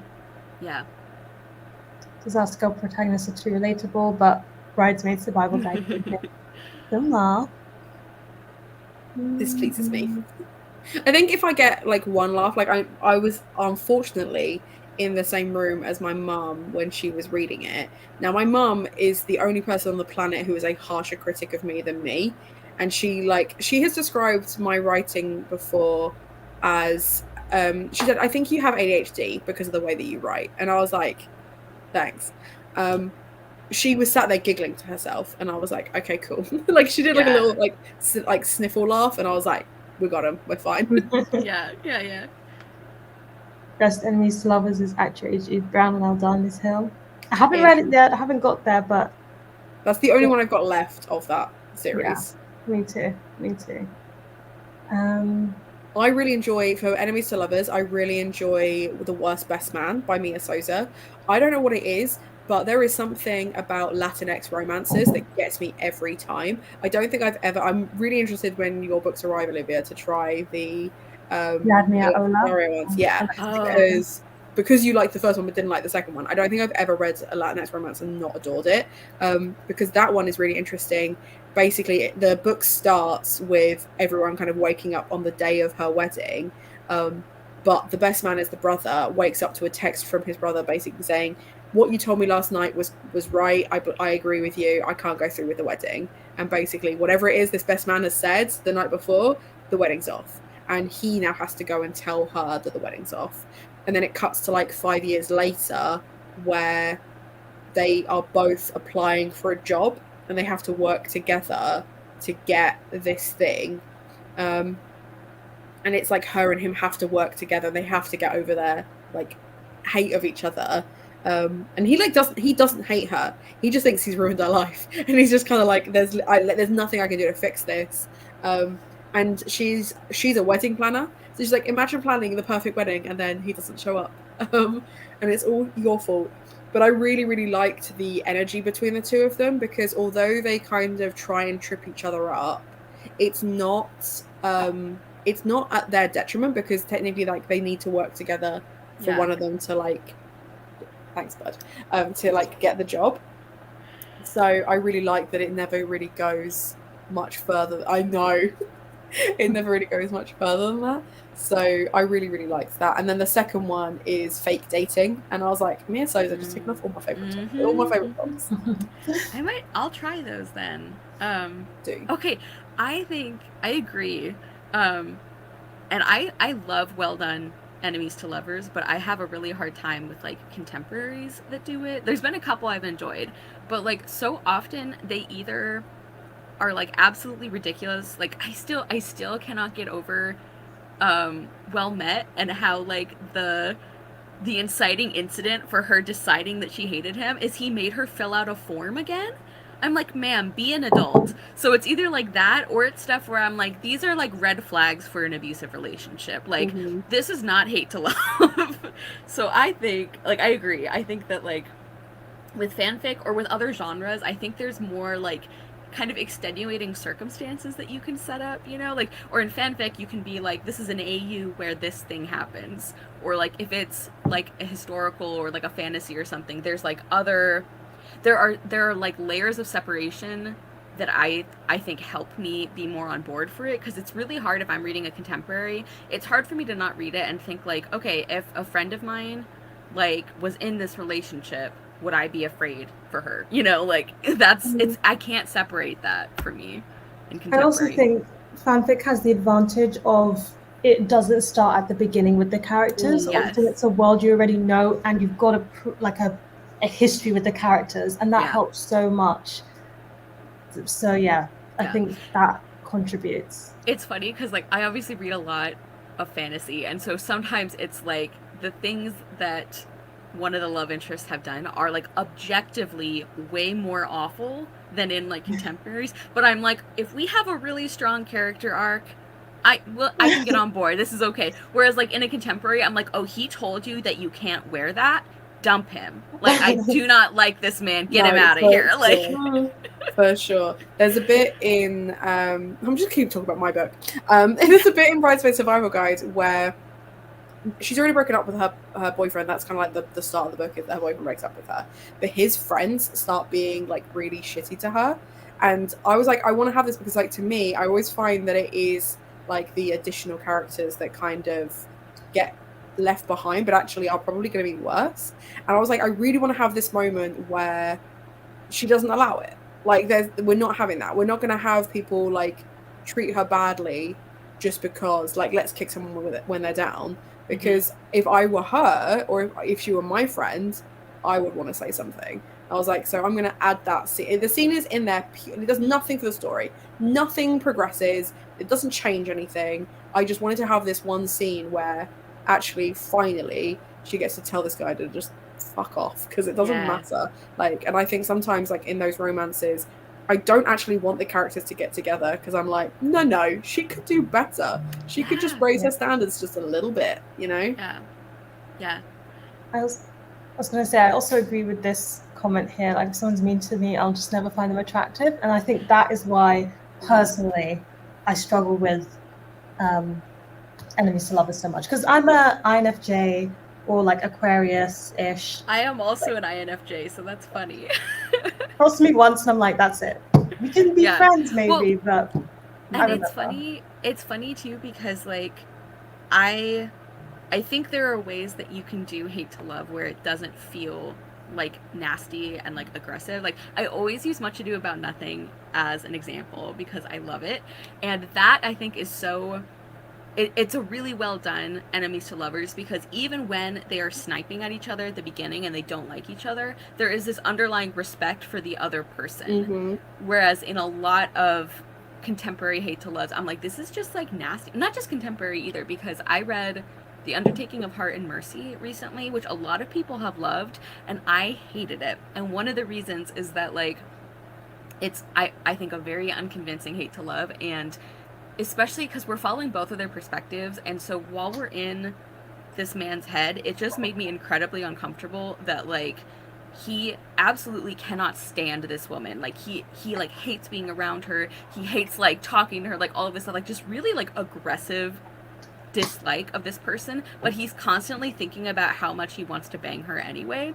And I'm like, this I don't like this feels weird. Like, sir, you need some help. It just was very uncomfortable. This comment cracked me up. Yes! I was also going to say, what you described there with the romance is how I felt about Serpent and Dove, and also about a certain ship in Six of Crows that I personally hate, but I don't want to say which ship it is. See, the ship I know the one you mean in Six of Crows, I didn't mind, because I feel like if it is the one I'm thinking of, I feel like it gets there. Like, it doesn't start in a nice place, but it gets there. Serpent and Dove, I'm like, I just don't believe these two could ever be attracted to each other. Like, their morals and beliefs could not be more different. And, like, it's really interesting, like, Tamar's comment about, like, if someone's mean to me, I'll never be attracted to them. I remember I was at uni, and this this guy just liked to row. Like, he was just really argumentative. And you know, like, there's always that one guy in your class who has to, like, always has something to say. Like, the lecturers say something and then their hand is up, they've got to say something. And, like, to the point that, like, everyone in the class knows it's them because everyone is rolling their eyes when they have their hand up, right? He was arguing about something and he was being misogynistic, but it was before I really had the social wherewithal to articulate you're being misogynistic.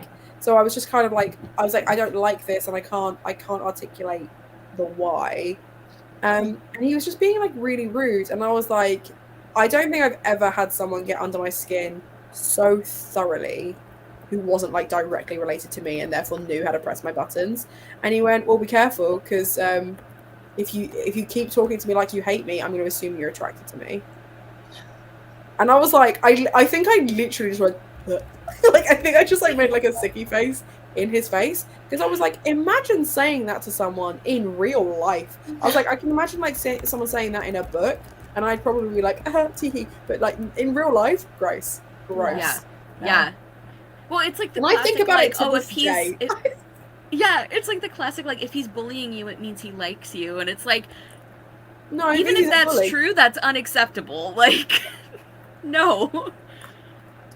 I have to say though, with the Six of Crows one, I just struggle when people hate a group of people and then they're like, you are the exception and I love you. And I just can never believe that you can reach that point with that level of ignorance. Like, it cannot be true love with that level of ignorance. And I know that eventually through loving one person you can learn to love other people, but I feel like it's such a dangerous way of deciding to accept people, because it's so dependent on one person that if something goes wrong with that relationship, you could just fall back into your old ways. And it's that larger solidifies concept, it, doesn't it? Like, if it goes wrong, then it's like, oh well, I was right to like hate this entire group of people based on one person's behavior. I really like in the Gods of Men series by Barbara Kloss, like, I really like the way she did it, because I was nervous that that's kind of the direction it was going in, is that like this guy like hated this group of people. He had been like in the military that was dedicated to like, you know, getting rid of them or like putting down the rebellion and all of this. So like I was really nervous that when the romance started developing, it was gonna go in that direction. And she actually like deliberately, like, she showed us that that's what he was doing and that wasn't okay. And the female character is like, you don't actually care about other people though. And so throughout the trilogy, he actually like starts getting better first, and then he's kind of like, I don't know, allowed to like start developing those feelings for this woman specifically. Because I find that so uncomfortable when it's like, I am like bigoted against this group that you belong to, but I love you. So I guess everyone else is people too. I'm like, could we like do this in a different order? That would be great. Yeah.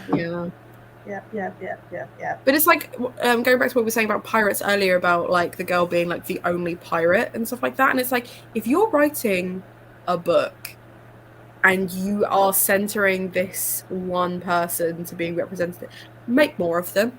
Like, why can't that? Why does there only have to be one female pirate? Why can't they? And like, why are you including racism in your fantasy book? Like, why do we need that? Like, why is that a thing? It's really interesting to me because like obviously there's been loads of changes to like D&D recently, like loads of the modules have changed, and they've changed loads of the rules on how certain classes change.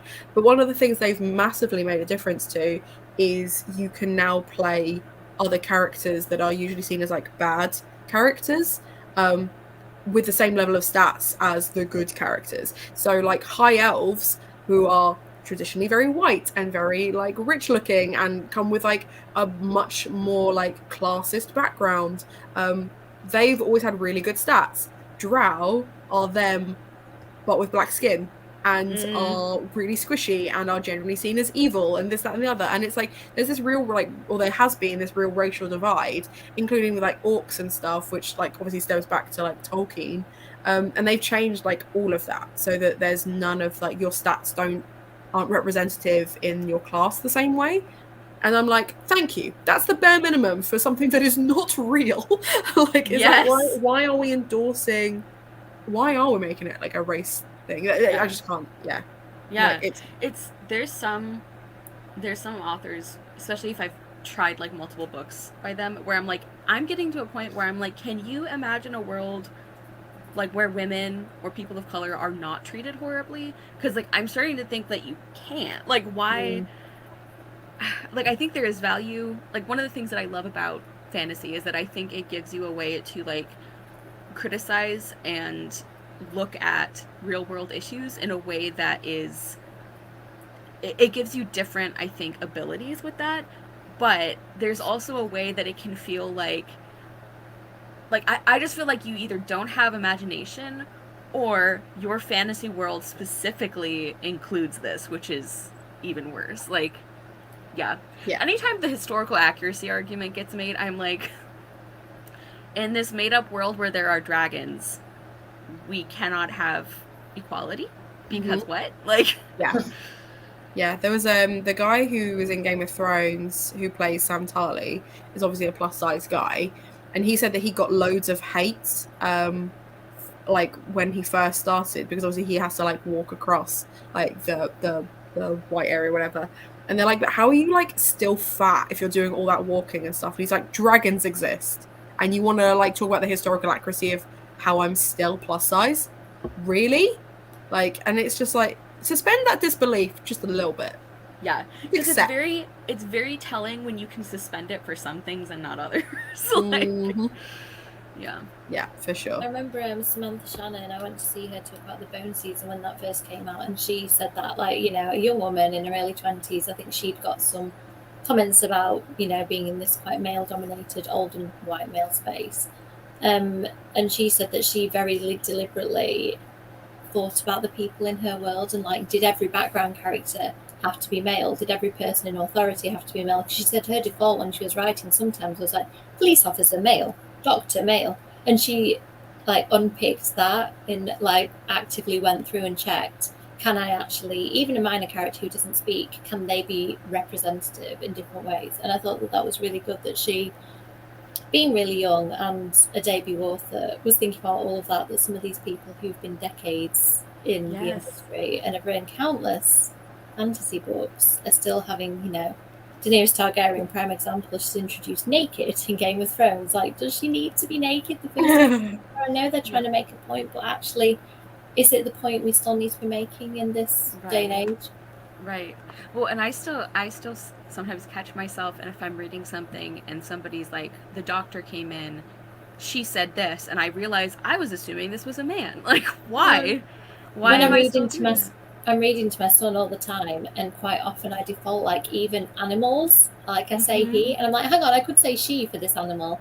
It's like, oh, what do you think she's doing? And I try actively to be a bit balanced, and like, if he says stuff, I correct him. Like, he says policeman, I say police officer. I feel like I'm correcting him all the time, but I kind of want him to, because on TV he's watching stuff that say policeman, fireman, and I just, you know, I think that language doesn't have to be, isn't the be all and end all, but it is important if from an early age he's calling things by what they are in a more inclusive way.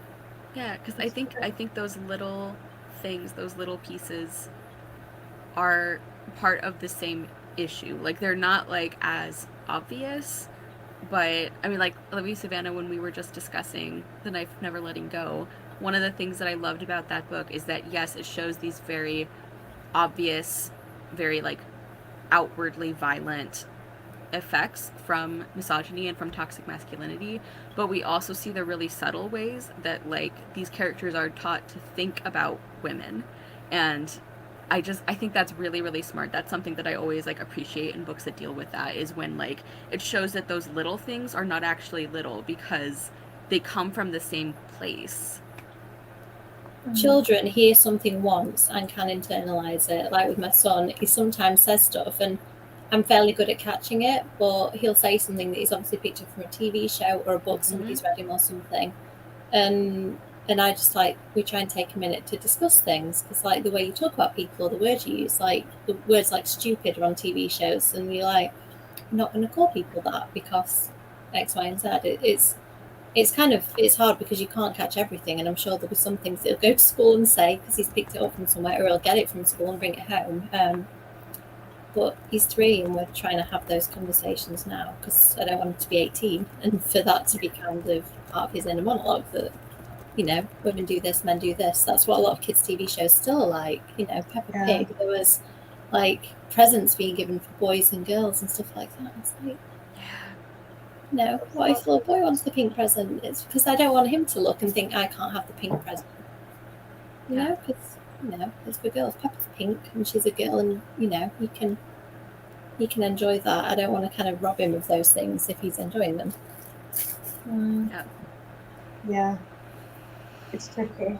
When I'm doing my review I was doing a review for the book The Secret Barrister, which is anonymous, and when I was editing it back, I was like, he kept slipping into he, but I don't even know who this person is. I like this comment. My parents are ministers in church, and I always love them when they speak about God in a gender-neutral or female way to show different sides that people aren't used to. Yeah. And you had a great recommendation for that. Scripture book called Dear Mama God. Yes. I would also recommend The Secret Life of Bees by Sumont Kidd. I think also did a good job of showing a different take on religion. That's really nice. Yeah, that it doesn't have to be patriarchal.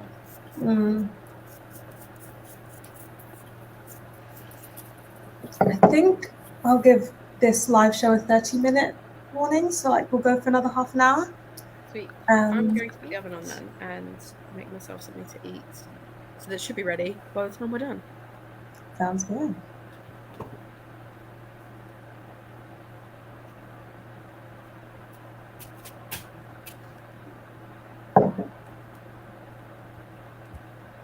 I finally transferred all these photos over.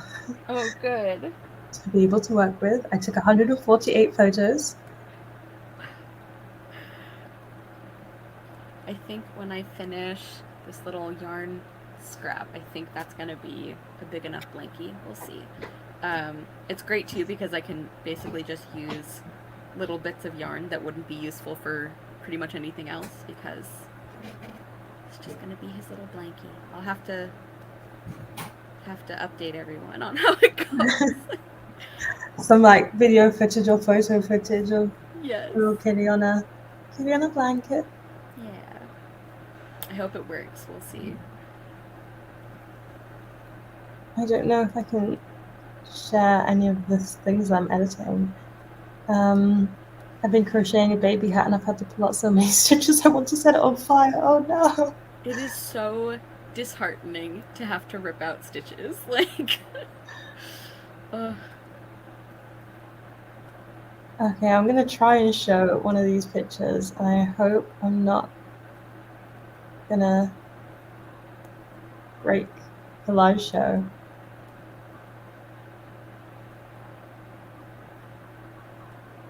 Can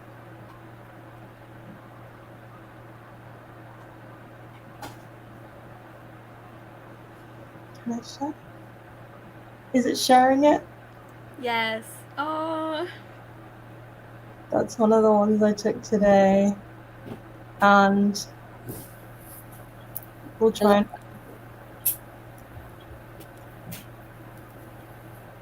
and find a different one as well. The sharing thing is complicated.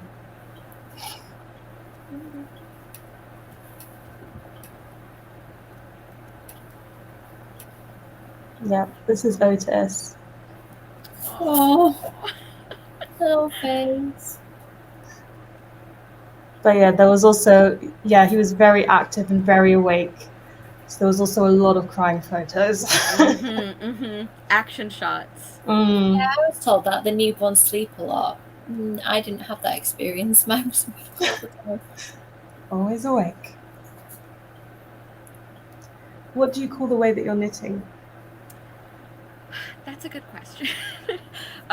So I'm a self-taught knitter. Like, I didn't really have anybody show me. I kind of just like learned from books and then from YouTube.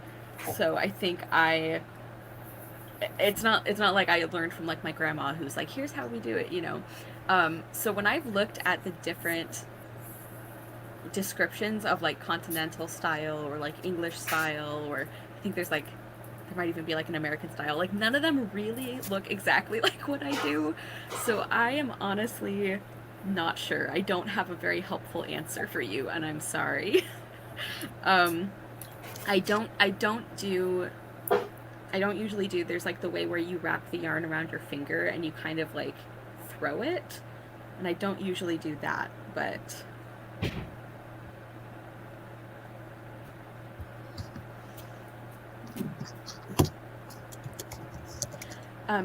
Lunacia, do you have a particular like style that you knit in? Because you say you knit in a different way. Yeah, different way.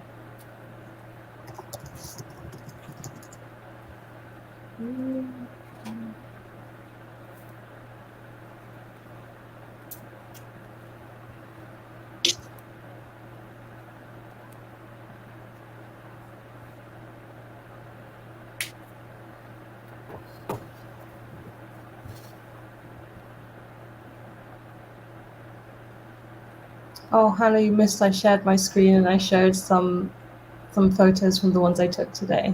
Oh, cute. But you'll probably be spammed with them at some point anyway.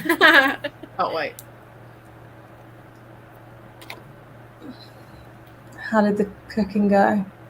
I've stuck stuff in the oven. It's not going to take half an hour. It's going to take less than that, so I might skedaddle a little bit early. But unfortunately, the pens that I bought to do the thing with, or that I thought would work on the thing, are not going to work on the thing. Oh. So I'm not going to do that, because otherwise I'm going to smudge it and it's going to look awful. So I need a stronger pen. I've got these like artsy markers, like pro markers, but I need like just a cheap Sharpie type thing, I think, that will actually stay in place as opposed to these. Is it going to be a fun stationary shopping trip in that case? If I can find the money, it absolutely will be, yeah. But I think I feel bad that I've not done any crafts this evening, but also I've really enjoyed just chatting. Yeah. Just chatting. Yeah, we had okay, yeah, so like I said, I just kind of figured things out as I went. Like I did eventually have a couple people I knew who were older than me who knit, so I could ask them questions, but yeah, like I never knew that there were different styles until I started getting more into knitting and pursuing different like stitches and projects and all of that. And so I was like absolutely baffled when I was seeing people say like, well, this is the continental method, so when you do this stitch you have to do it this way. And I was like, what? I thought you just knit. I thought you just do the knit stitch and you're good. Like the knit stitch.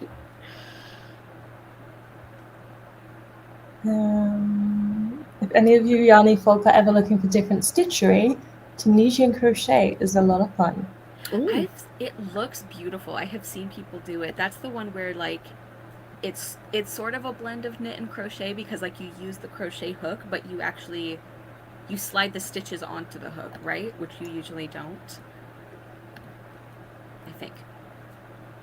I think maybe I've seen this type as well then, like in videos and things. It looks really beautiful.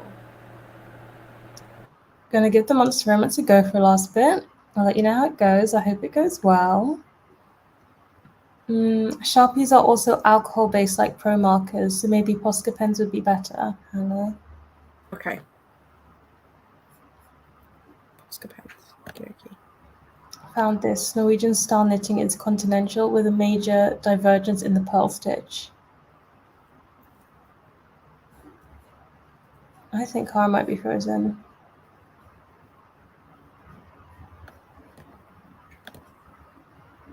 We shall await her return before we go further to this comment, as I do not know what a purl stitch is. Oh, I recognise the name though. I feel like that was one of the prompts for Cara's knitting tag. Ah, yes. Yes, you're right. You're right. Oh, excuse me. Sorry, I keep coughing. If knitting and crochet had a baby and you're using one long crochet hook instead of two knitting needles, and the colour work you can do is divine. Oh yeah, purl stitch is like a reverse knit stitch. I feel like I'm learning so much about knitting for someone who doesn't knit at all. Speaking of, how are you feeling? Hannah, are you feeling better now? Are you feeling recovered? So I sound disgusting, but I feel fine. It's one of those things where since Monday, I have felt fine, but I've sounded terrible. I couldn't breathe Sunday, so I had the rehearsal for the panto that I'm in from 2 till 5. And then I had sprints afterwards, and I was out of breath. And I filmed a video this week, and I sound awful, and I'm coughing a lot, and I'm snotting a lot. But I feel like in myself, I feel fine. It's just it just lives here now. So the thing is, I'm one of those people where I will get a cold every Christmas, or I'll get the flu every Christmas. My fear is that I will get over it, I will be lured into a false sense of security, and then I will get sick again.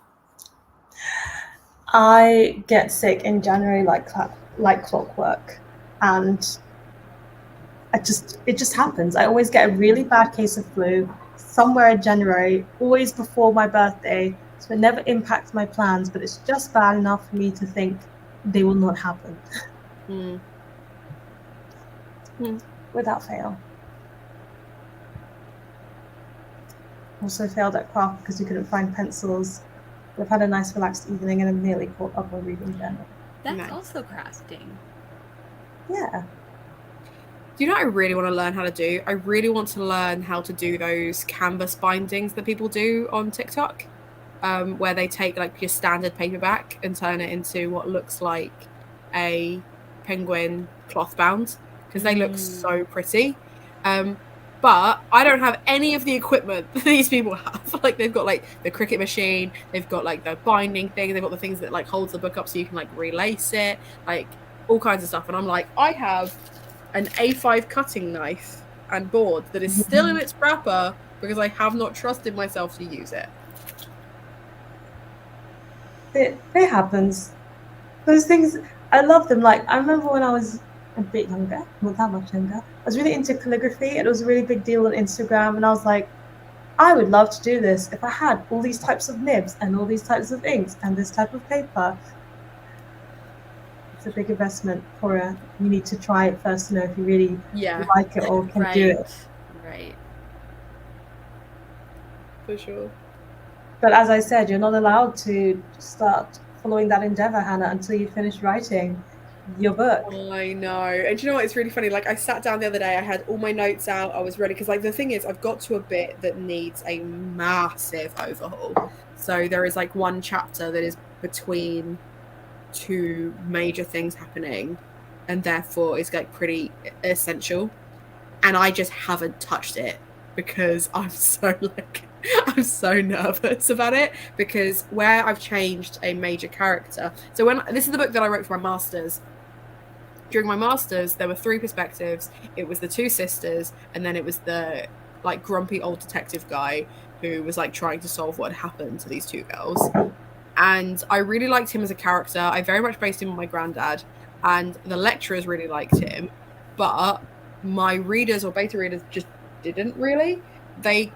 So my cat's got zoomies now. So it was kind of discussed that it needed to be a more like that kind of stereotype detective has been done to death. So instead, it's now a non-binary newbie. Like she's brand new. Like she's been on the force for years, but she's new as a detective, and she really wants to like prove herself.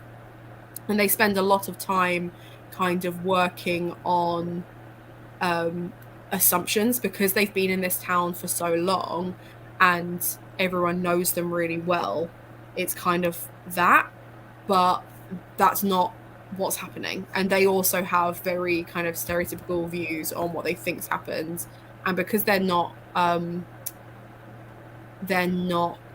guess experienced enough, when things start going wrong and more pressure is put on them, they don't handle it very well. So the scene that I've got to write is basically that. It's when everything has kind of gone wrong for everybody, and now there's like that shift where we're now moving in a different direction, and it was very old grumpy old man heavy, and now it's got to be very her heavy, and I'm balancing that because they have very different perspectives on the thing that's happened. So I'm struggling a little bit, and I just haven't touched it. I also feel like when it comes to like something that you know is going to be a big undertaking, it's like pulling up the motivation to do it, even though you're fully capable of doing it. It's going to take time.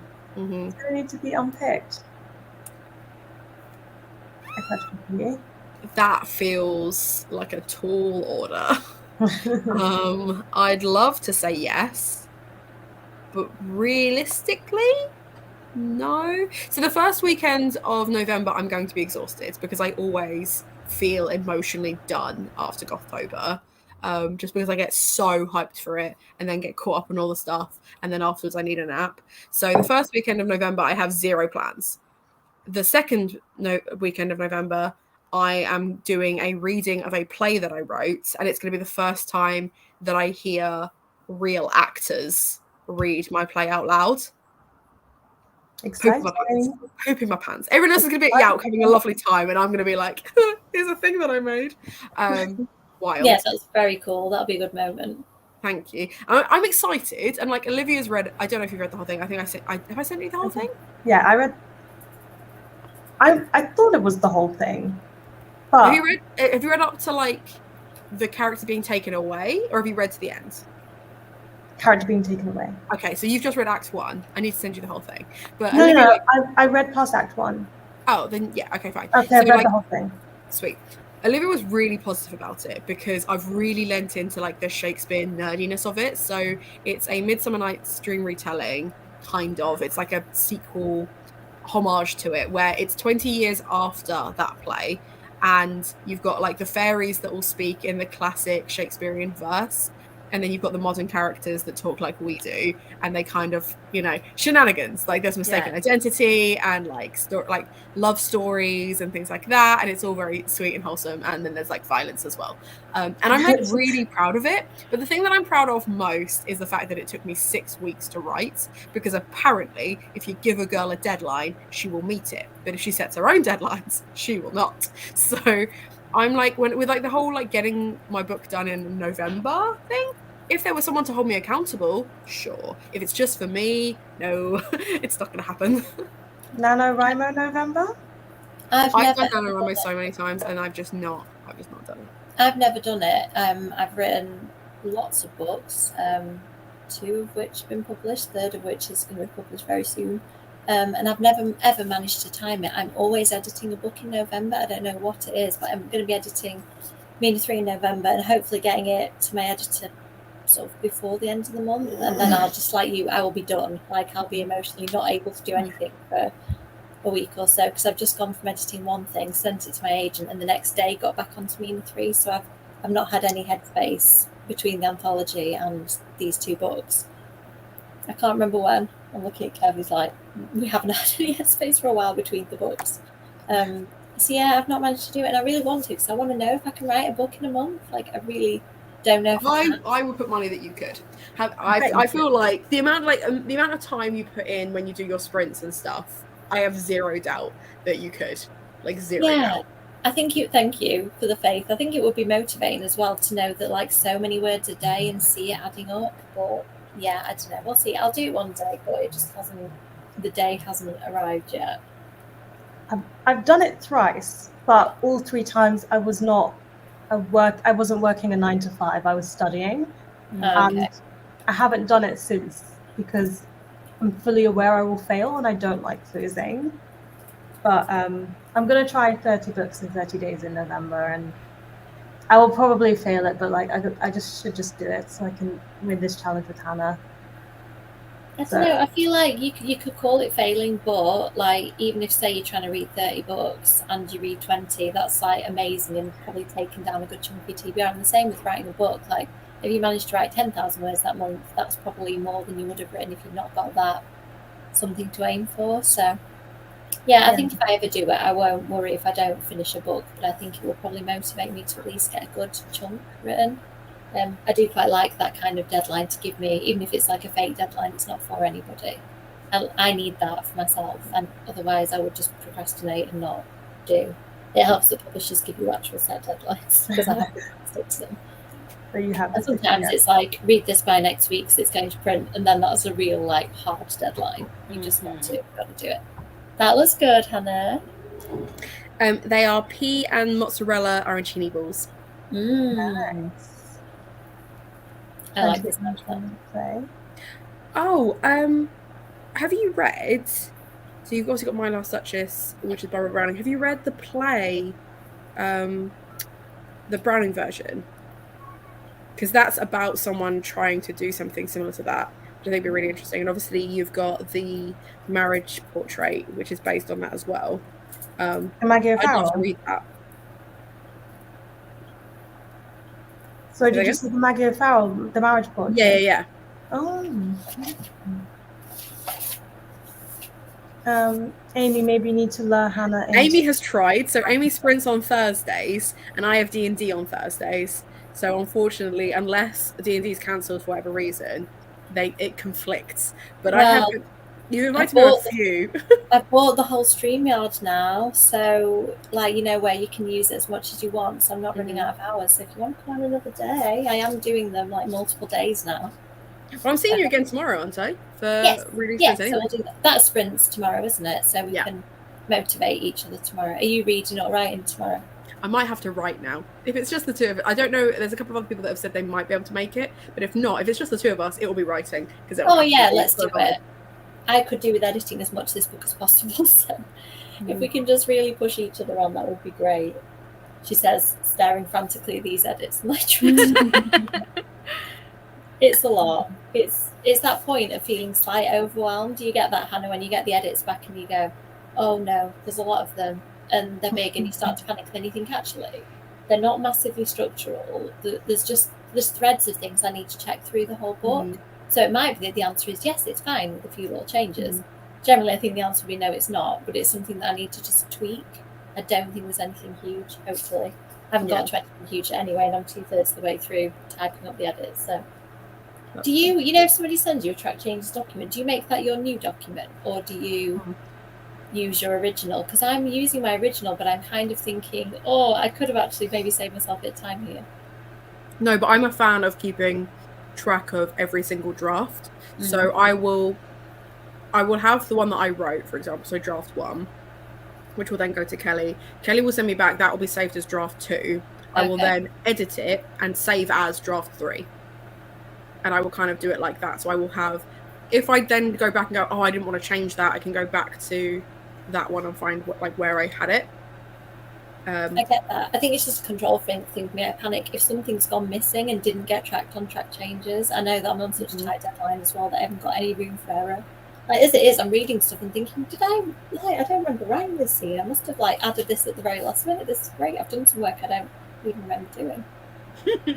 I was under a massive crunch to get it done, so I think I just had a delirious few nights of just getting the ending written, particularly the ending. I've got really no idea what I wrote, so I'm surprised she thinks it's decent, because it was a first draft and send, which I rarely do, but I just didn't have time to even read it. I just had to trust that it would be good enough.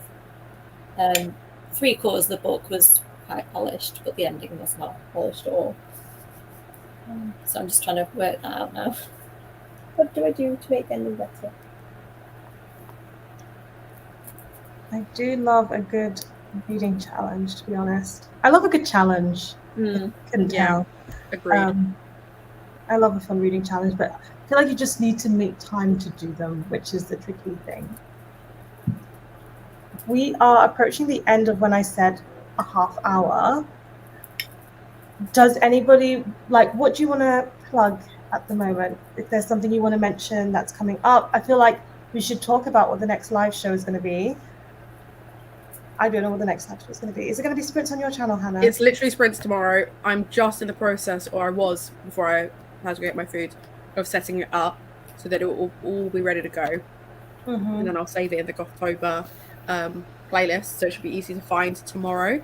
I'm going to be writing now. I might need to change the title from reading sprints to writing sprints. What time are they? It'll be 7 p.m. I might join in and but read. That's fair.